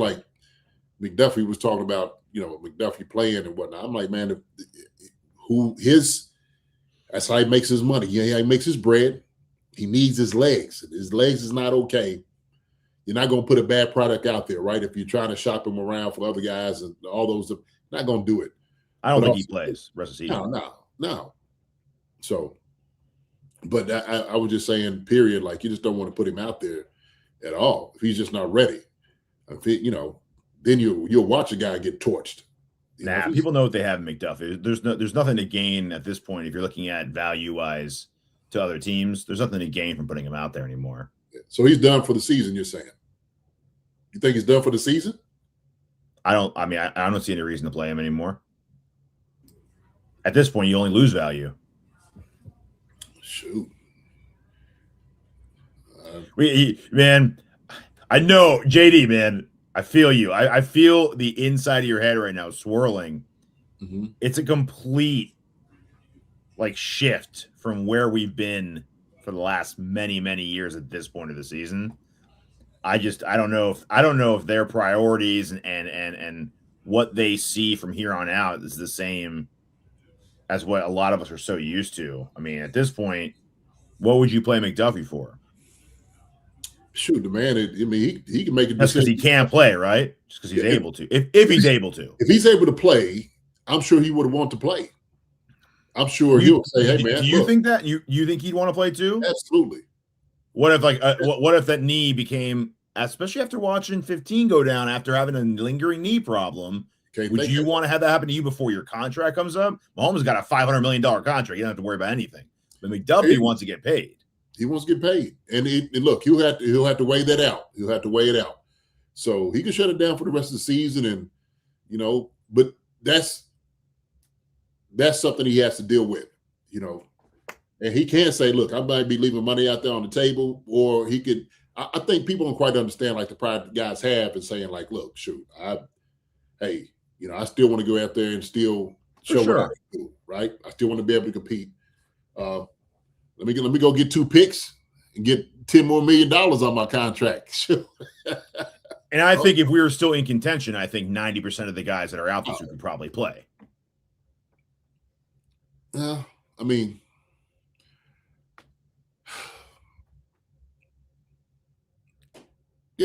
you could push it, sure. You could push it, but that's what I'm saying. How much of Jawan Taylor? All right.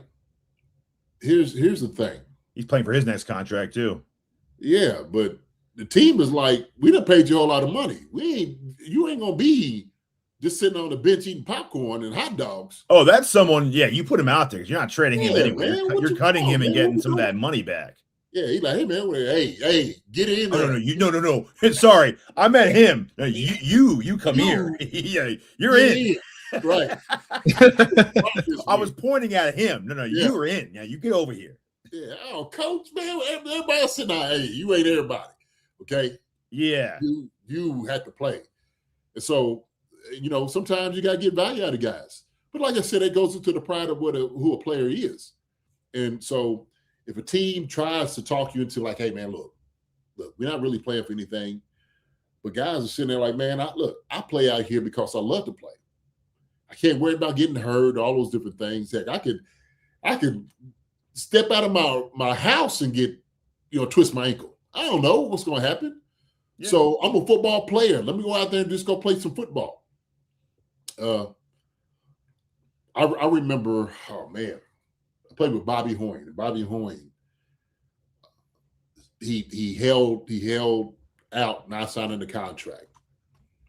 And so he was going to go ahead and play for the year so he could sign a big contract. And he didn't really have a good season. He didn't. And people was like, man, you should have went ahead and signed that contract when they had a chance to. But he was obviously trying to play to get more money, which he had every right to do because it would have been exponentially more than what he had signed for.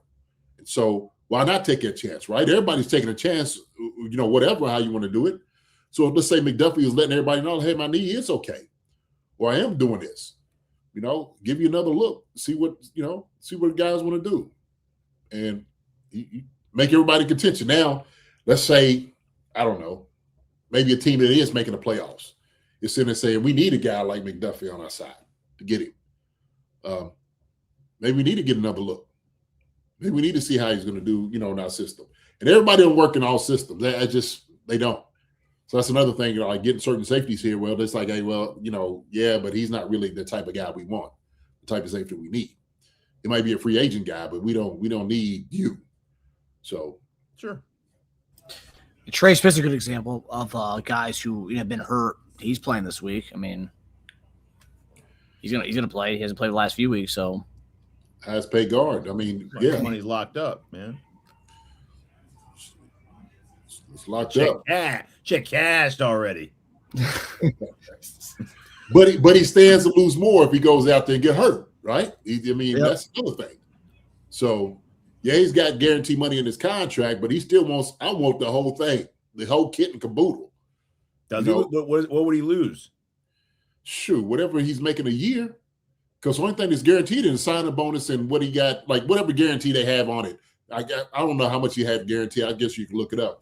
What he has guaranteed, and then his salary after all of that happens is like what he's. No, yeah, well that's true. I meant he wouldn't lose more than like McDuffie. McDuffie stands to lose a lot if he gets hurt. Yeah, like everything, like right. At all. Yeah. So, yeah, that's different circumstance for sure. But I think, hey, I'm just saying it'd be on McDuffie to make that decision, not the team. So yeah, and I'm sure at this point it's kind of like mutual, right? Like they want to get the best value out of him. He wants the most value for what he thinks he's worth, and it's going to be a very interesting offseason. Like, because what if teams are sitting there saying, how come they didn't play this guy? Is it a little bit more than what they said it was? Does he actually hurt a little bit more than what they? Yeah, but there's nothing like a physical can't take care of and have your guys examine him. I mean, yeah, I've been in those physicals, and it's one thing to say we seen you play and didn't have any issues, to you didn't play and we need to pull on that knee a little bit more than what we got to make sure we're gonna pay you some money. Pull on a knee. Them suckers could do damage, man. I tell you, man, I'm not gonna tell you the team, but I tell you what, man, I almost kicked this sucker in his face while he was putting on my knee. It twisted it. I'm just like, yo, man, what you doing? He's like, oh man, we just got to make sure. I'm like, yo, but it's good. You know what I'm saying? Like, you're gonna make it hurt. You're gonna make it worse than what it is. It's like you trying to twist my. I don't want to cuss, but y'all know when I'm pausing. I'm trying to twist my shit up. So, yo, man, I was like, yo, hey, take it easy on for real. He said, all right, I got it. Yeah, man, I almost kicked this sucker man dead in his chest. Shoot. He yanked on my stuff, man, a little bit too hard. And, teams are telling him to do it, man. Let's see what he can. Let's see exactly. Let's test it out. Right, to test it out. Okay, you're gonna test out this karate kick. How about that? That's what you're gonna test out. Shoot. Test out the high knees. Huh? Test out those high knees. But all right, so we'll get into all this stuff during the offseason. It's gonna be a long one for the channel and for Chiefs Kingdom. We'll get into all this stuff during the offseason. Lots of great conversations to be had coming up here for this show. Starting the draft research already. Yes, sir. Yes, sir. And this weekend's great weekend to watch and see some of these guys in the college football playoffs. Yeah, this is when I start caring about college football right now. Yeah. Well, it's like March Madness for a lot of people. Yeah, that's true. Well, true. Even college football, some of these guys ain't gonna be playing because they know, like, totally. hey, 100%. Right. Shoot, I'm not messing up my money. Exactly. So we'll get to the bets for this Week 16 game, and then JD will end the show with his lovely 10 keys to victory. Third to last one of the season. So let's begin here. Let's take a look at last week. So last week, Teja went 3 for 5. Justin Herbert not getting 20 yards rushing. And Mahomes 2 passing touchdowns. Nope. And then I went 2 for 5 with the Chiefs -2.5 did not hit. Herbert rushing did not hit. Kareem Hunt 10+ carries did not hit. 2 weeks in a row of Kareem Hunt just being the backup running back again. Just horrible. I still don't understand it. But Teja 40 and 69 on the season, and I'm 39 of 69 on the season. So let's finish strong here. Let's finish strong. Last 3 weeks. Now that I'm pretty much questionable if we're going to win the next 3 weeks, I'm just taking that out of my bets. No more Chiefs winning for at least I'm not going to be betting on it for the next 3 weeks. So yeah. All right, Teja, take us away with your week 16 bet, my man. Okay. I'll go a little out of order than what you have listed, but so Minshew 20 plus pass. It's completions, isn't it? Not pass attempts. It's completions. You need completions? Yeah. Okay, sorry, I mistyped. Yeah. My bad. It's all right. Minshew 20 plus completions. So I expect a lot of basically a full game version of what we saw on that last drive when he came in. A lot of quick hitters, a lot of just take what defense gives you. I don't think he's going to hold the ball a lot. He doesn't want to get killed back there. You saw what happened to the guy before him. He wants to avoid that. I'm just making sure it was completions. So I think a lot of dink and dunk. I think a lot of little short passes. And that kind of leads into two of my next bets. So quick hitters will help. Kelsey, catch 5 balls and 50 yards. So this season has unfortunately become like the last Kobe year when the Lakers sucked. Just a farewell tour, just to watch a guy go out there and ball out before you never get to see him play basketball, in this case, football again. And on that farewell tour, Minshew is driving the bus. And if you don't think Minshew wants to pass, he has many of those passes and stats next to Kelsey and throw his last touchdown pass, you're out of your mind. I will take a Kelsey touchdown before it's all said and done. I don't know about this week being the one. But I do think Kelsey will be the beneficiary of a lot of those quick hitters, and I think he'll get 50 yards in the process. Kareem Hunt, under 28.5 rushing yards. So they don't have his, at this point I took the bet, they don't have his rush attempts. They have Pacheco 10 more yards rushing. They have Pacheco getting, I think, 11.5 attempts at the time that I took this. So I'm guessing they have Hunt at about 8, 9 carries. Let's just say 8. Titans are allowing 3.3 yards a carry to running backs the last 6 weeks. They have a very good interior D-line and a very good inside linebacker in Sed Gray. So let's say Hunt gets 8 carries, 3.3 is about 27 yards. That puts him right under that. Under 43.5. So the last 6 games, we've averaged 19 points per game. We've allowed 22 points per game. The Titans have scored 16 points per game this entire season. I think most we see a 23-20 type game. I can't even tell you who's going to be the winner of that, but very low scoring, under 43.5. 25 to win 200. Okay. Well, Hunt under 28.5 yards. I'm at to disagree on this one.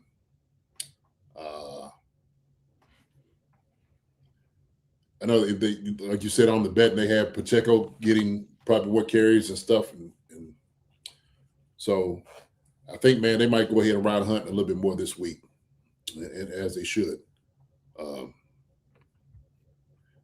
So I just have a feeling that that's going to happen. Under 43.5 total points, I do believe that's what it's going to be. This you said 20 plus. What you said completions? It is completions. Yeah. Okay. What is he usually at?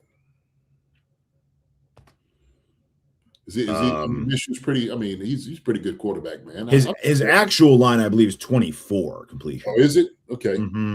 So I'll take that. My thing is, man. No, I'll take that. Especially if the Titans stop the run, we're gonna have to move the ball their ways. Well, we love bailing on the run. When he started last year with the Raiders, he went 5 out of 10 games or under 20 plus completion. So about 50% of the time. And it's 10 games last year. All right. So I know Minshew, he's one of those guys. He'll check the ball down. He don't mind doing back out the backfield quick. He'll make that check down quick. And I do like that about him. You seen at the end of the game, last week how he was doing. He was just, hey, I'm gonna take what the defense gives me. Mhm. So I'll take it. I like it, Tej.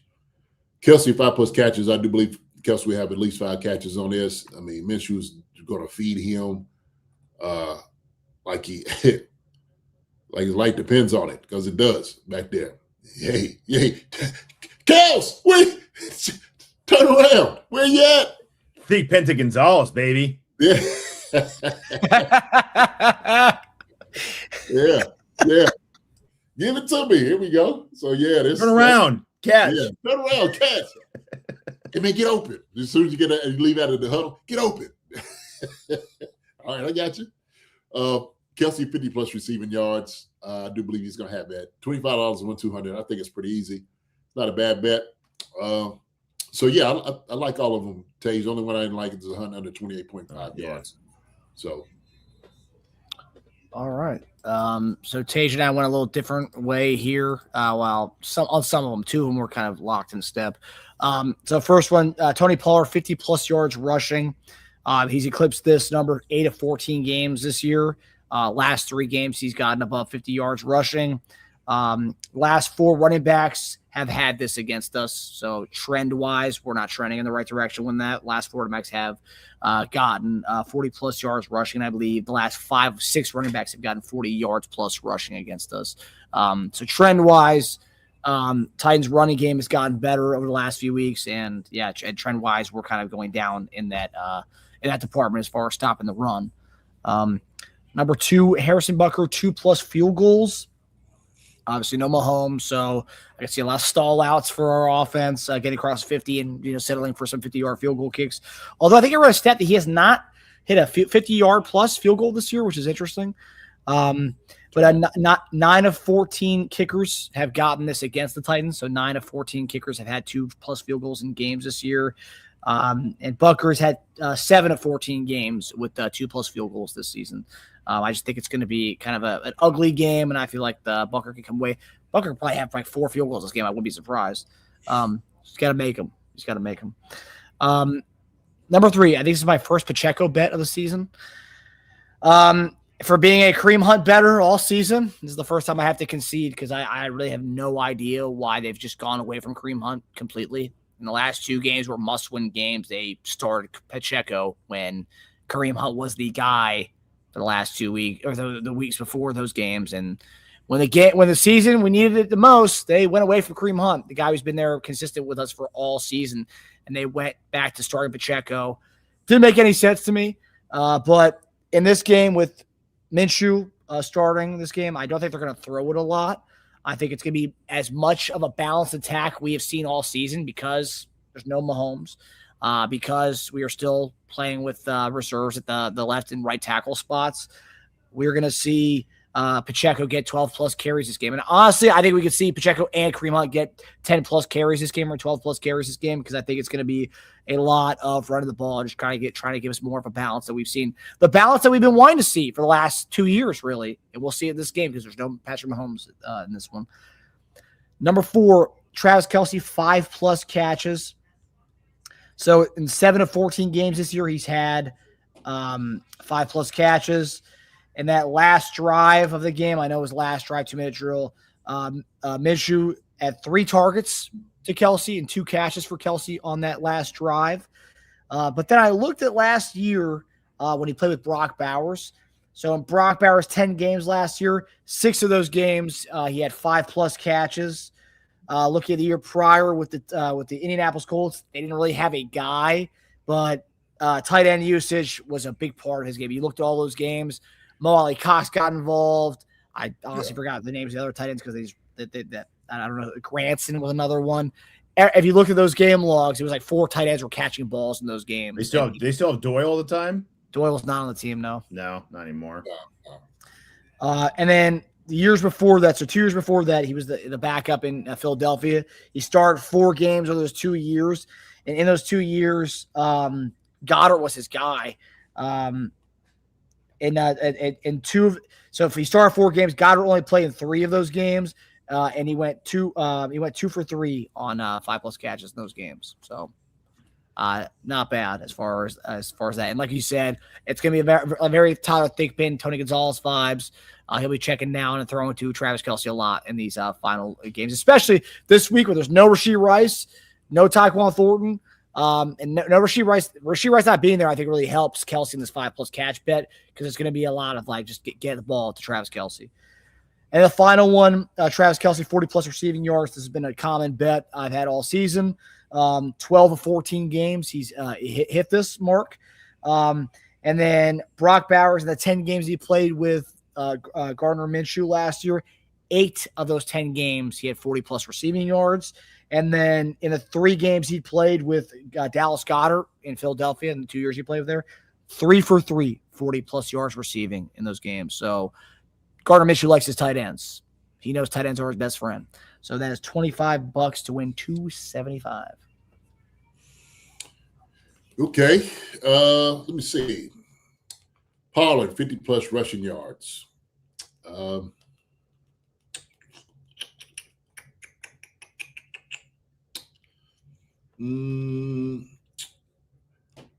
many times did he eclipse that this year, Marcus? You know? 8 of 14 games this year. And then the last 3 games he's eclipsed it. Okay. All right. So I know they're gonna feed the ball to him. And let's just have Cam Ward back there just tossing it. So I'll buy into that. I'll buy that. Pollard 50+ rushing yards. Buckner 2+ field goals. I do believe that's going to happen. We've had a problem these past few weeks putting the ball in the end zone.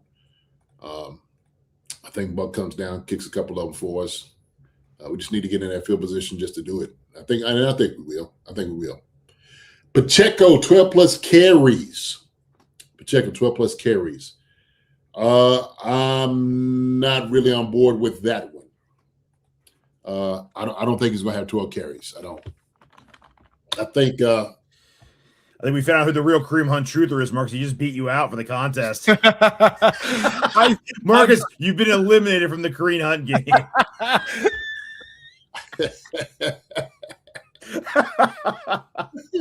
What's that? What's going on?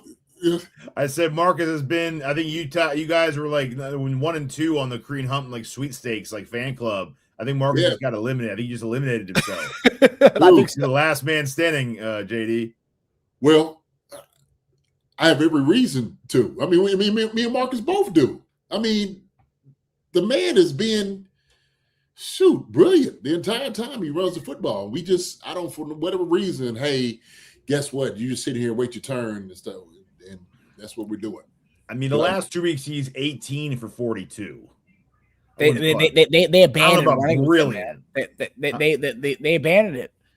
They started Pacheco in these 2 games. I mean, it makes absolutely zero sense. I hear you, but 18 for 42 is 18 for 42, man. I mean, it's But also too, you got to realize, the last 2 games we played, the 2 defenses we played against as well. Yeah, ain't suckers ain't chopped liver. So we talking about the number 1 defense, and then of course, we was getting our butts kicked. We had, man, they wouldn't open the hose this last game. We was horrible up front. We were.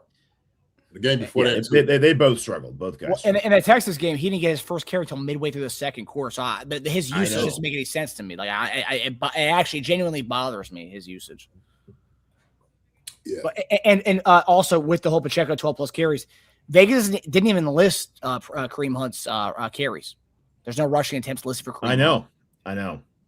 Yeah. So, Pacheco 12+ carries. You think they'll go for more of a balanced attack this week? I mean, maybe 12 for Pacheco and 10 for Kareem Hunt? You asking me or him? No, that's for JD to see what he thinks about the balanced attack. But you saying that, what about Pierce being in? Is Pierce shoot? He might get a couple looks. It's a giant mystery. Yeah. So why not? This would be the week if he's got everything down. If that was the only thing that was holding him back before, okay, and he's healthy. Let's see what we got in him. Like you said, we brought you here for a reason. I don't want you just sitting there, man, in street clothes, the 3rd week since you've been here. So he might get a couple looks. So that's why I don't think Pacheco's 12+ carries. I like to see Kareem Hunt, and so now I'm starting. So what would you? Oh, we'll go back to yours, Tage, seeing this. So carries not sold. Pacheco 12 carries, not really on board with that. Kelsey plus 5 catches, I do agree with it. Kelsey 40 plus receiving yards, I agree with that too. Bet $25 to win 275. Now, when I'm thinking about both of y'all's bets, I'm looking at this, and which one I like the least in this one.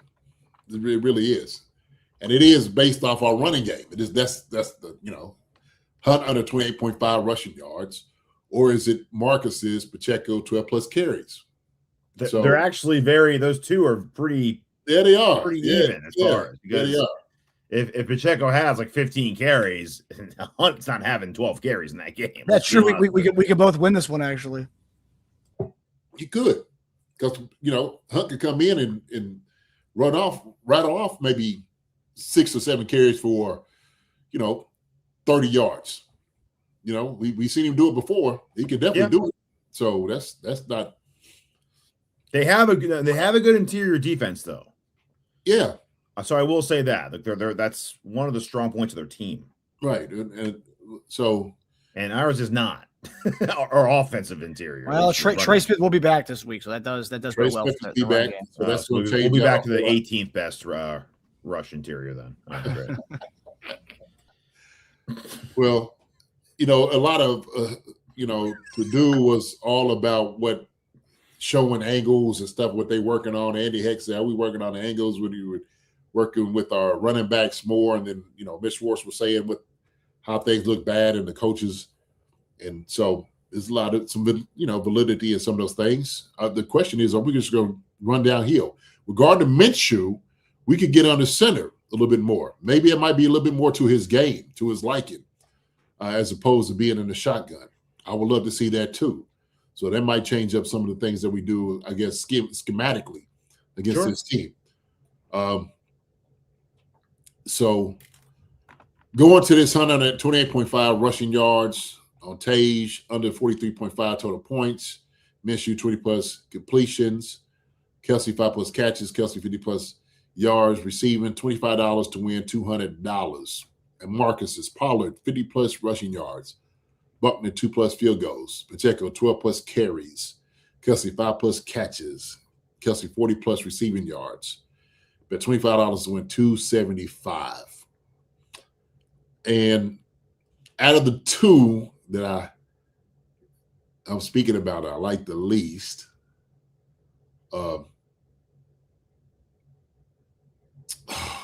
Yeah.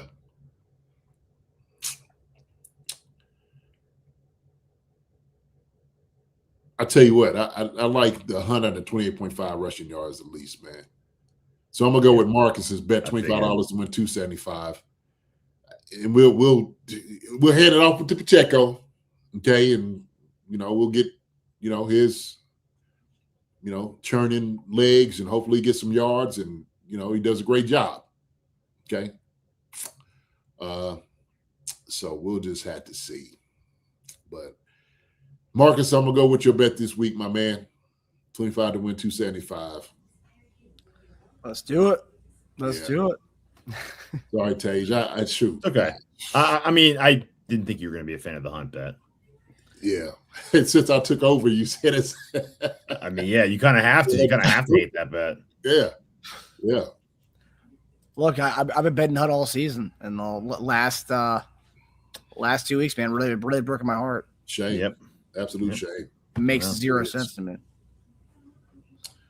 Yeah. All right, so now we're going to get to JD's keys to victory. So JD going to go set up, and we'll end the show like that. But so this is our goodbye for right now. We'll send you to JD in the dungeon in a second, but we'll be back on here Sunday after the game for the post-game reaction. But for now, we got keys to victory. So, guys, don't go anywhere. Don't turn that dial. JD's keys to victory. JD, I'll let you get set up, brother. Okay, sounds good. I'm gonna send you something, man, because I want you to have this up. Okay. At the show. I'm gonna dedicate it to my boy if I could. So sounds good, brother. All right. Appreciate it, man. All right. See y'all in a second. All right, brother. buddy. All right, so Teja and I will chat with you before we send it off to the backstage to our guy, JD in the dungeon. Yeah, it was very interesting putting together the bet this week. Just knowing there's kind of a lot of unknowns here, right? Because, it's, Tej, you there? Keep going. I can hear you. Okay. It was interesting to put into get the bet together. Just a lot of unknowns. Something like I also didn't go to look to see how we kind of divvied up the runs and whatnot with when we had Matt Moore and Chad Henne. I probably should have done that, but I don't know. It's just a different team altogether. So it's really tough to kind of go different back. Team, different goal in mind, different game plan, different. Yep. I mean, everything. It's like. This is the closest thing to betting like a preseason game that you can get for us. Or like when we rest our starters, when we lock up the division by week 14, that's what this is. So I got one for you. So the game where Matt Moore took over for Pat and against the Vikings the week after the knee injury on the QB sneak. Guess how many carries Damian Williams had that game? 17. More? Less. 8. 12. That's what the Pacheco's over-under is. That's crazy. He had 12. LaShawn McCoy had 3. Darrell Williams had 1. Yeah, LaShawn McCoy's definitely the Kareem Hunt in this situation for sure. Yeah. Matt Moore, 25 of 35, 275 yards passing and 1 touchdown. See, a lot of dinks and dunks. How many? Okay, guess Kelsey's catches and yards. 8 catches, 84 yards. Okay, 7 catches, 62 yards. 72. Wow. 62, yeah. I'll be right back. Keep going. Yeah. Yeah. So I mean, it's I don't know if it's going to be very much like that. That kind of that offense with Matt Moore, but could be. I will say Minshew's a little different. Minshew's an air raid guy. So I don't know how much under center stuff we're gonna do with him. I mean, I always like the Minshew backup because that's a very comparable wise as far as where they came from. Mahomes and Minshew both came from the same kind of like the background of the air raid offense. So I thought it was always nice to have that kind of guy as your backup. Obviously, Minshew and Mahomes are not the same as far as playing style wise. Minshew's mobile-ish, but he's not as mobile as Mahomes. I mean, he can scramble around to extend the play a little bit, but as far as like being that Mahomes, but yeah, and honestly, I know people are talking about bringing in Russell Wilson, Jameis Winston to be our quarterback as a backup next year in case Mahomes is out for an extended period of time.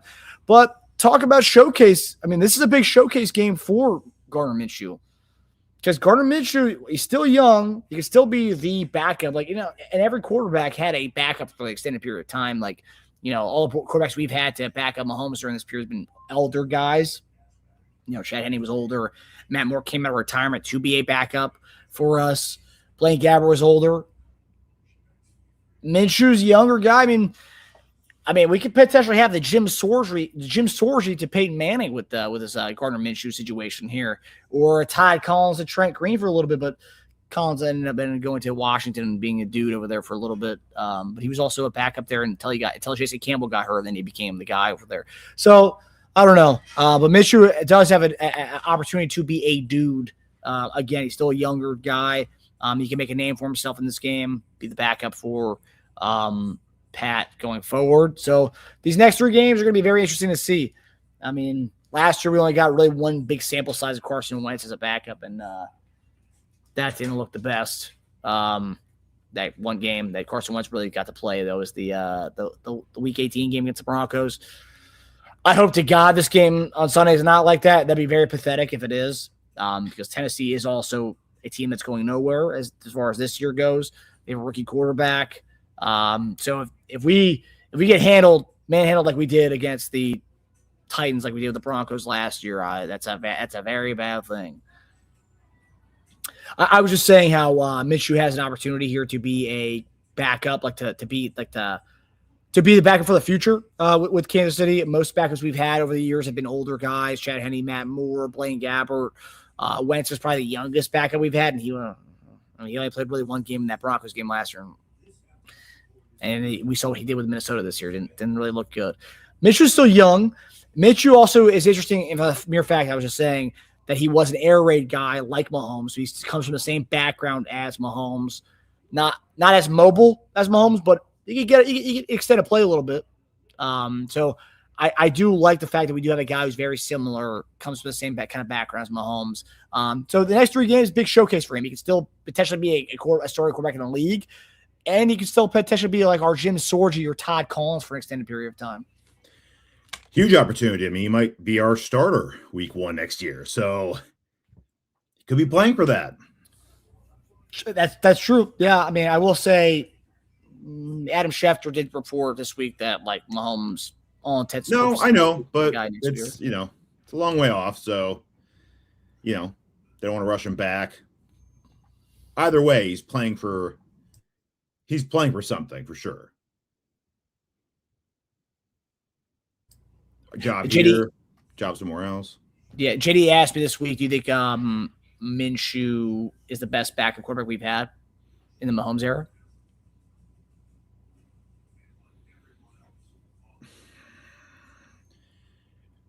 I mean,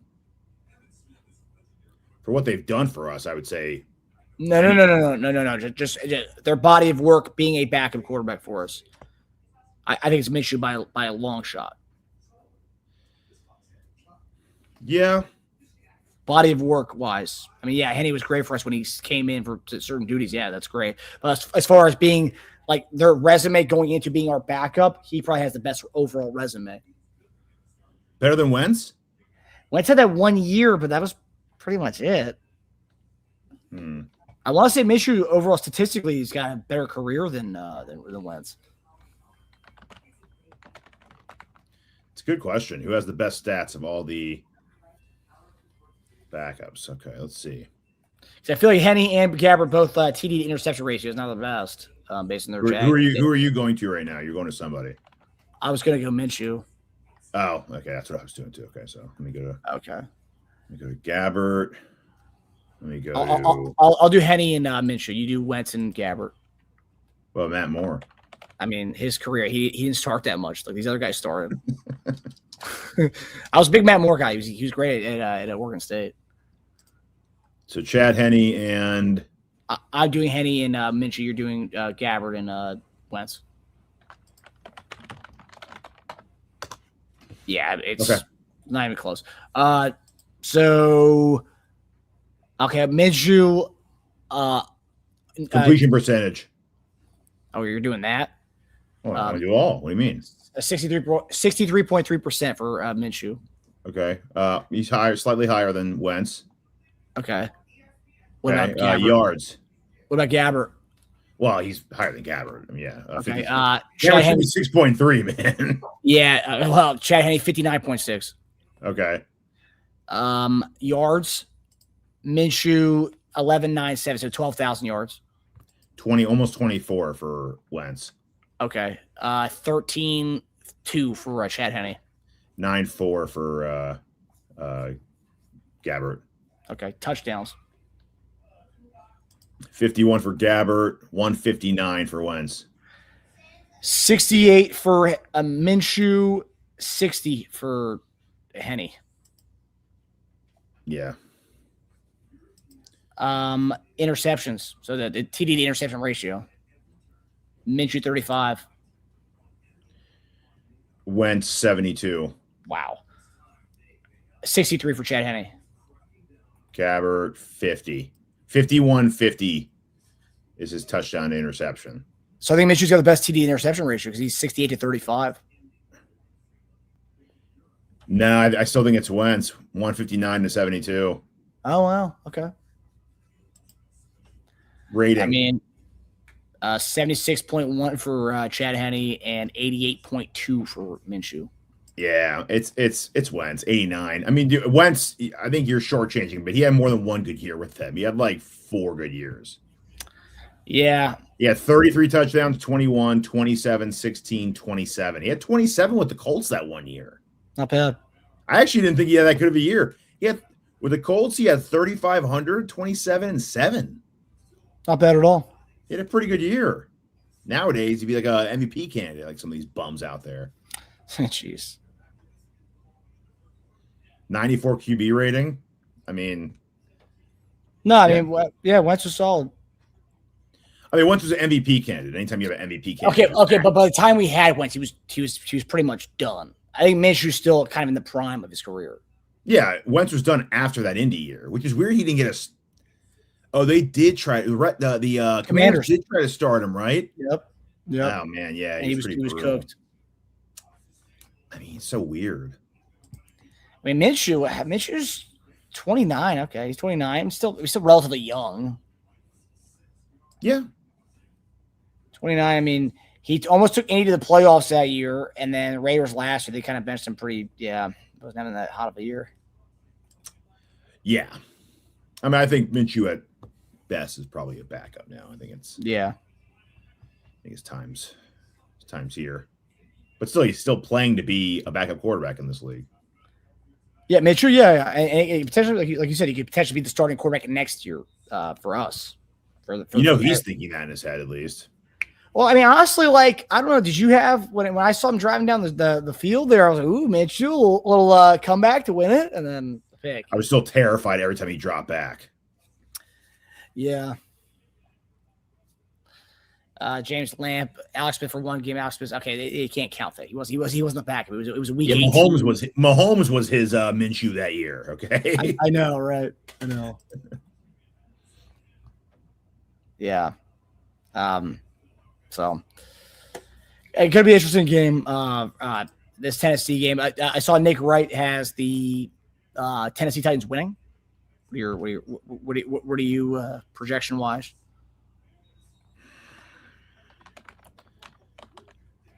Man, it's so hard to pick against us, but I know.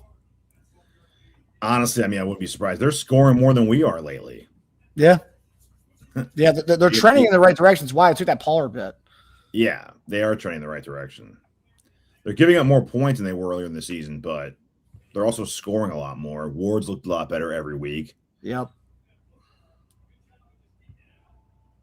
I almost took a Ward rushing bet, but he's not running a lot. Yeah. And our defense, our defense is playing good. I mean, they've really the reason why we've been in some of these games is because our defense is playing well. So that's. But how many defensive starters are we without? 3? 4? Defensive starters: Chanel, McDuffie. That's it. And Noddy. Yeah, that's not too bad. Yeah. James Lamb, check Alex Smith's stats. Yeah, Alex Smith wasn't a backup for us, James. I mean, yeah. Yeah, I mean, yeah, I'm not talking Alex Smith. No one's talking Alex Smith. I'm saying we're talking about backups. Alex Smith was a backup for a when we were resting stars for the last game of the season. And it's not. Yeah, he was never Mahomes' backup. I'm just making that point clear. Michael Kittle, we will see who Minshew can help win the game. Chiefs 24-17. Ooh, okay. I can see it, Mike. Hey, my under would still hit. Yeah, it would. Yeah, it would. All right, I think JD is almost ready here. Okay, he's ready. All right, guys. Well, let's get to it.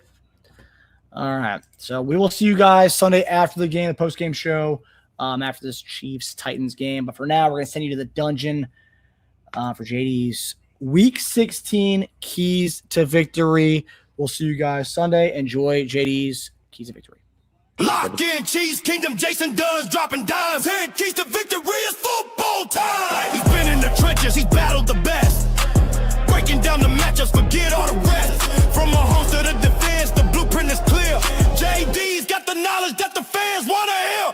Keys to the game, straight from a pro. How the Chiefs take the win, he's letting you know. Lock in, Chiefs Kingdom, Jason Dunn's dropping dimes. 10 keys to victory is football time. You best believe the Chiefs are down there for business and blood.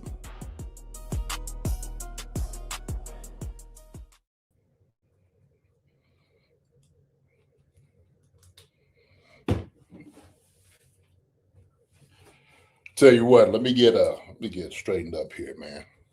Okay. Testing. Can y'all hear me? Let's make sure that I'm here good. All right. I think I did this last time when I was on my There we go. Here we go. Testing. There we go. What's up, ladies and gents? Listen, here for another edition and episode of Down Here in the Dungeon, Keys to Victory with JD. Now, this week we talked about now what are the Chiefs going to do? Our valiant leader and Patrick Mahomes, he is done for the season. If you haven't gotten the news and you've been living under a rock for the past week, that's what it is. We have been eliminated for contention in the playoffs. Patrick Mahomes has suffered an ACL, LCL injury. He has already had surgery, and he is on the road to healing. That's where we are.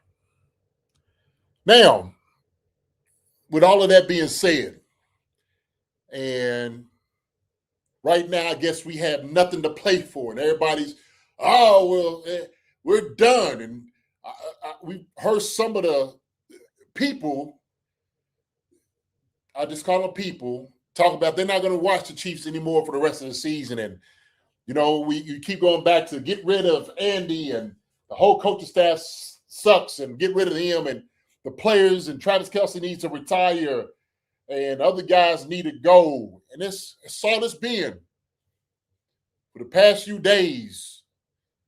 It's all it's been is let's get rid of them. Let's get rid of them. Let's blow it all up. Let's start all over again. That's what the sentiment has been. And and the question even came to, wow, I wonder what we're going to talk about now for the keys to victory. We ain't really got nothing to play for, so we should just pack our bags and head out to vacation.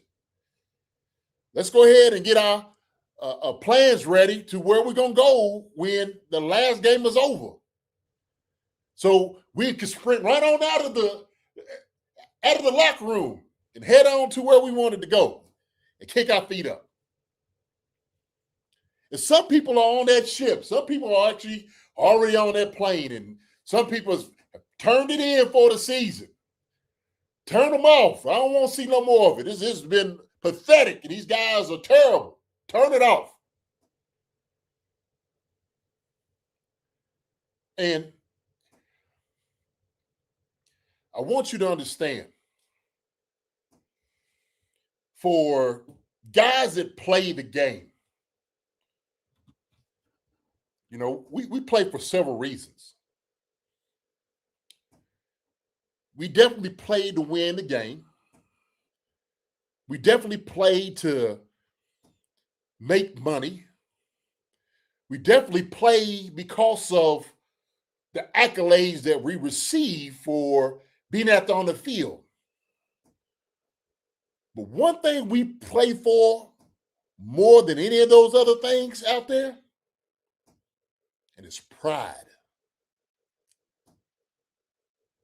See, when you go out here every single day and you're putting in an effort against all reason and rationale to throw your body around to get beat up, knowing at the end of this journey, there's going to be pain. There may be disabilities. It may be CTE. Maybe all these things waiting for you on the other side of it. But if you ask any football player worth they salt, any person who has strapped it on going into the NFL, who has dedicated countless hours, time, days, sacrifice away from your family, they will let you know the reason they do it, the reason they go out there is because of pride. That's why. And so sometimes people come up with, well, what are they in for? What are they doing it for? What's this all about? Why even show back up to the game? The tickets are, coming down to prices where it was back in the early 2000s to get out there for a game. And I tell you what, if you're a Chiefs fan, you ever been out to the game, sop that ticket up, find it out right now, and get out there to the game. Because there's still going to be some good football left. The reason we still doing the keys to victory is because we got a daggone game to win. This thing ain't over for us. We ain't built like that. See, you understand that there's a legacy that's being built up, that it's part of your character. It's part of your identity about who you are. And if you decide to lay down now as an NFL football player or an NFL organization, that goes into your legacy. That goes into part of your identity. And so I would even surmise that may be even more detrimental as opposed to going out there and actually giving it your all and getting beat. Matter of fact, I could promise you it would. Absolutely. Because at a certain point, you realize if an organization does this, they are not bought into you. They're not bought into the vision of what they're trying to do. And they don't care about anything else but the money. And I tell you what, Andy and those guys, they ain't built like that. I know Marks has been laughing at this whole tank thing. It took me a while to realize what the whole tank thing was. I was like, man, Marcus, you say this? Are we tanking? Is this what it is? And you look at the laundry list of guys that are not playing because of bumps and bruises and whatnot. Well, what usually looks like an NFL, injury report at the end of the season. It does. No different than we'll look in the other season. But maybe now there's got a little bit more bumps and bruises out there, okay? Maybe more guys are kind of, milking it up, if you will. He going to milk it. Look at him milk it. He walking around. He don't even know what leg he's supposed to be walking off of. He's supposed to limp on. He limp on the wrong leg. And so you'll find some of that in some organizations here in the NFL. You will. Guys that are used to losing, people that are losers, people that don't have any type of buy-in, people that don't have any type of selflessness or sacrificing themselves, they ask questions like that. What are they in it for? Why are they doing this? That's the questions you get from people like that. But for people that understand with pride, sacrifice, fighting for your family beside you, your brothers that are right there, going through the same old BS you're dealing with now, the difficulty. When you look at somebody's heart,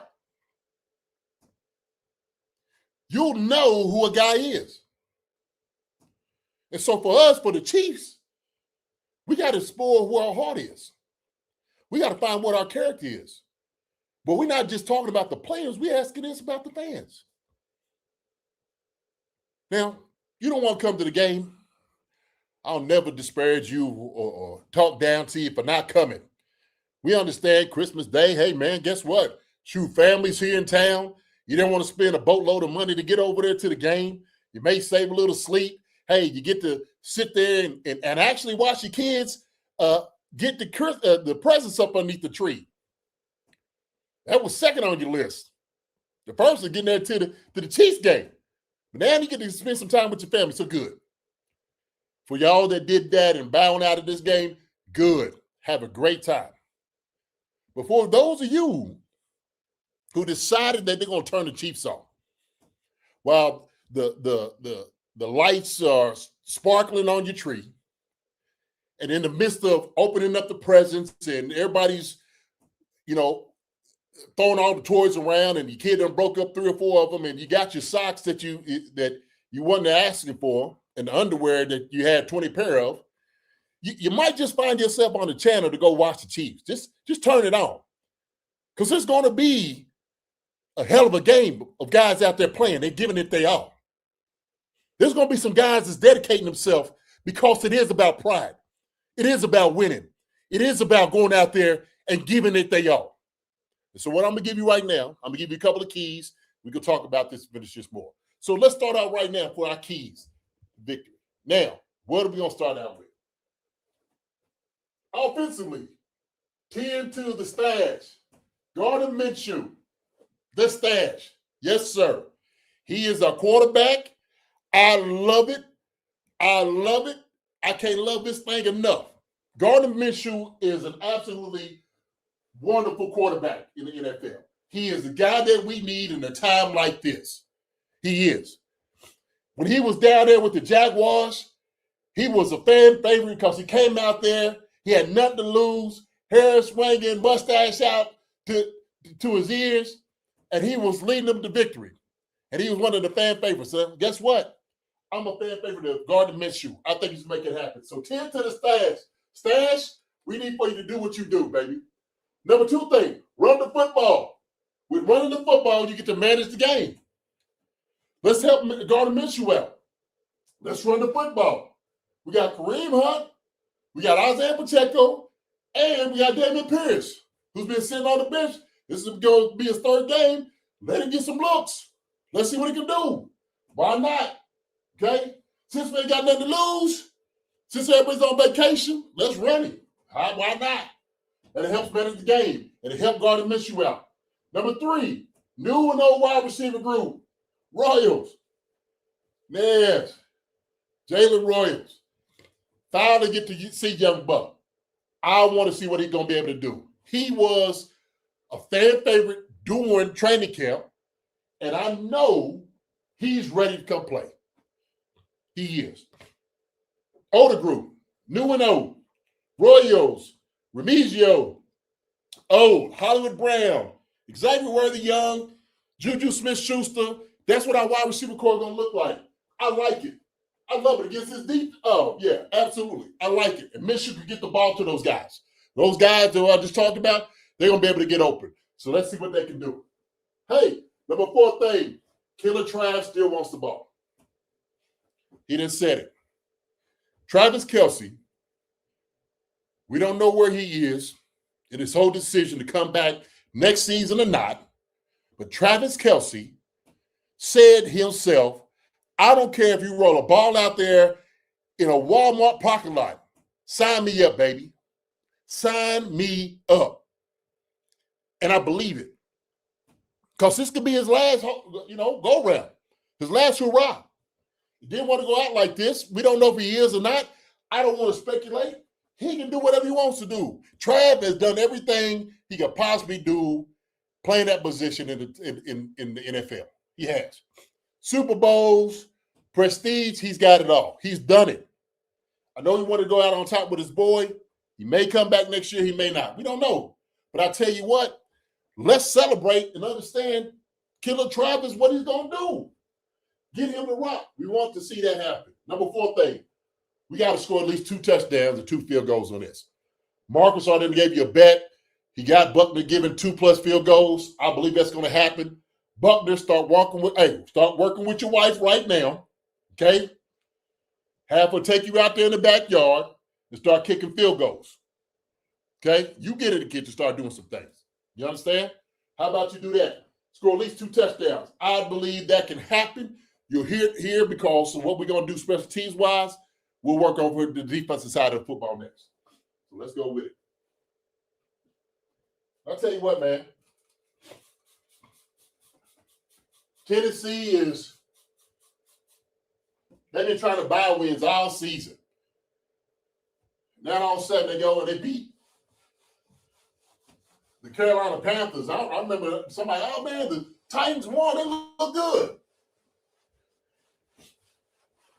And I said, well, who they beat? They said they beat the Carolina Panthers. I said, who? Oh man, come on. The Carolina Panthers? That's what we doing? That's where we at right now? We scared of. Come on, man. We're not being serious right now. We really start believing getting into the Kool-Aid, beating ourselves in the back. We ain't as good as we think we are. We start believing that lie. And we still got ballers all around. We still got them. Shoot. Guys we can win with. I'm telling you right now. Guys we can win with. Run the football with Issa Poe, King Suma, Creed, Trey Smith, and Chew. I guess Chew gonna be out there. Okay? Let him choose somebody up. Let that happen. We do that, manage the football, get the ball in the hands of the playmakers, we're gonna be fine. Defensively now, what we gotta look at. Hey. Shut down Cam Ward. Cam Ward, very talented quarterback, very young guy, got a lot of talent, number 1 pick for a reason. Okay? You get pressure on him, he's under duress, he's going to make some errant throws. We know Spags, young quarterbacks, you got to go after them. I expect if we can't generate pressure with the 4, we need to bring 6 every single time. We cannot let him get comfortable at all. Let him run his butt around. And we'll get a couple of those throws. Okay? We'll talk about it. Who they got? Hey. Top 10. They got decent RBs, wide receivers, and tight ends. They do. They got a decent support group. But they ain't got enough. They ain't got enough. So all these guys is coming in, the decent guys, we can put all that to bed easy and early. We can do that. We want to make Cam Ward and their guys, that offense, we want to make them one-dimensional. That's what we want to do. Throw the football. We throw the football, it's going to be up in the arms to catch the daggone thing. We due for another one. We got one last week against Gelati. Thought it started out well. Thought we was going to go ahead and let's go ahead with this victory. And all of a sudden we stalled out. But we can come back this week and do the same thing. So what does that mean we got to do? Number 3 thing we have to do. Turnovers. Fumbles. And INTs. That's what we need to see. We got to have a turnover this week. Against a team as bad as this, okay? Decent team, but they're also a bad team. They are. We need to understand they will give up turnovers with fumbles and interceptions. Let's go get another interception. But when's the last time we got us a fumble? So they're going to run with Pollard. Let him run. Cam Ward's going to get that ball out of here. I've seen him fumble a couple of times. So let's get some fumbles and INTs this week, okay? That's the key. Can we get 2+ on that? At least 2+ on that, okay? On the turnovers. Down there in the Titans. My brother's a Titan fan. I tell my brother all the time, man, tighten up, okay? We're gonna have something for y'all. So y'all get ready. Number 4 thing has to happen. Man, young bloods.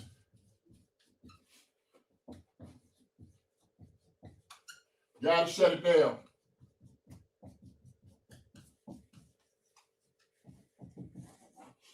Yes, sir. Young bloods gotta shut it down. Who am I talking about? I'm talking about Noah Williams.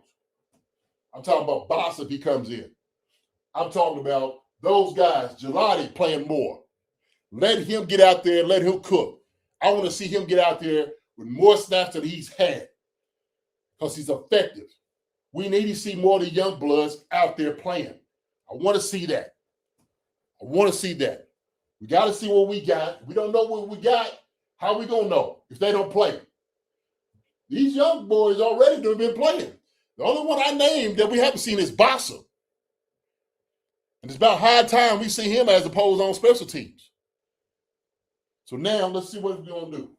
Number 5 thing, keys to victory on defense. Okay? Special teams. They talked about Buckner, right? Hey, he's got to be 100% BAT and field goal. No exceptions. 100% PAT and field goal. 0 exceptions. And we got to help out, okay, your field position. Help out the offense on field position. That's what it's going to take. That's exactly what it's going to take. Now, those are my keys to victory. Some might be like, well, why are you still giving keys to victory? We don't care about this game. You got the sinners, the cynical ones out there. Well, who cares about this? We got the bandwagon riders who jump on or jump off, jump ship when everything ain't working. Like I said last week, jump off and running like rats. We got those people. Then we got the doubters. What are they playing for? We just went on the most historic run in the NFL history. The most historic run. We deserve a break. But guess what? We're not just going to take one. We're not going to do it. So like I said before, guys that go out there and they play for pride. See, at EKU, we all used to say it's a matter of pride. Well, what does that mean? It means that it's deeper than football. It means that it runs in our blood, that we breathe what this game means to us. We talk about the honor that we have to come out here and go play. For some guys, it might be the only snaps that they get for the rest of their career. For some guys, they may have an opportunity they may not ever have again. So what's in it for them? When we talk about the love of the game and the sacrifice that you give, the legacy that you live, and not only just playing for the name in the front, but we talk about the name in the back. We talk about the one on the side of your helmet and the arrowhead. That's what we play for. We play for the people. Play for the city. We play for the fans. We play for our families and we play for ourselves. But our brothers beside us that's been going through all this turmoil over this past year, we will not let each other down. We're not going to do it. I'm not going to abandon you at the time of need. I'm not going to give it up. I'm not going to abandon you. That's not going to happen. So when we talk about what's in it for them, why are we still playing this game? And what I realize is this. See, sometimes selfish people can't see past their noses. If nothing's in it for them, then they don't care. But I realize that people that have heart, that have buy-in, they only care for the folks that surround them. And they care for everybody else, their fellow man. They want to do it for others. And this is what this Chief team is. This is what this character of this Chief team has been. It's been a family. This Christmas season, it's the Yuletide cheer. This is about family. We got to be bought in. So kick your feet up. Sit back by the fire. These next 3 games, get you some eggnog and open up your presents. But cheer on the Chiefs. You still bought in for this. Let it be what it is. And so when somebody asks you, what's in it for them and the Chiefs because they added the playoffs? You know what you tell them? You tell them everything.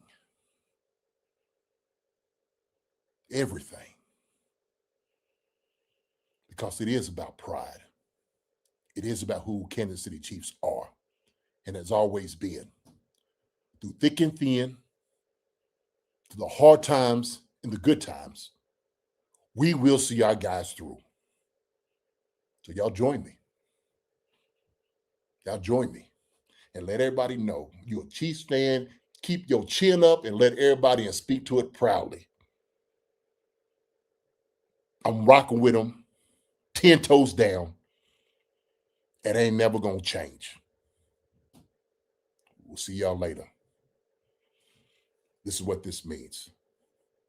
And it's dedicated to my brother, my friend, who understands what a matter of pride is. My fallen bro, Bobby Washington. I love you, man. Rest easy.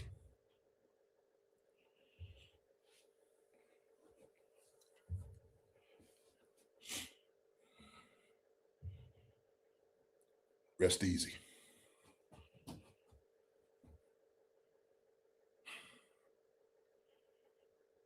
That's what love's about, man. We live for each other. And we with each other when one of us falls. Love you, B Wash. Love you, 5. We'll see y'all on Sunday, man. Y'all take care. God bless. Love each other the way you're supposed to. This is what the season is, but this is what this world is supposed to be. Let's be reflective of that. We'll see y'all later.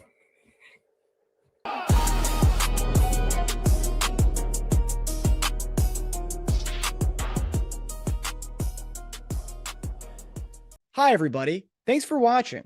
Subscribe here to get the latest from the show. Also, be sure to check out the best clips from Chief Concerns.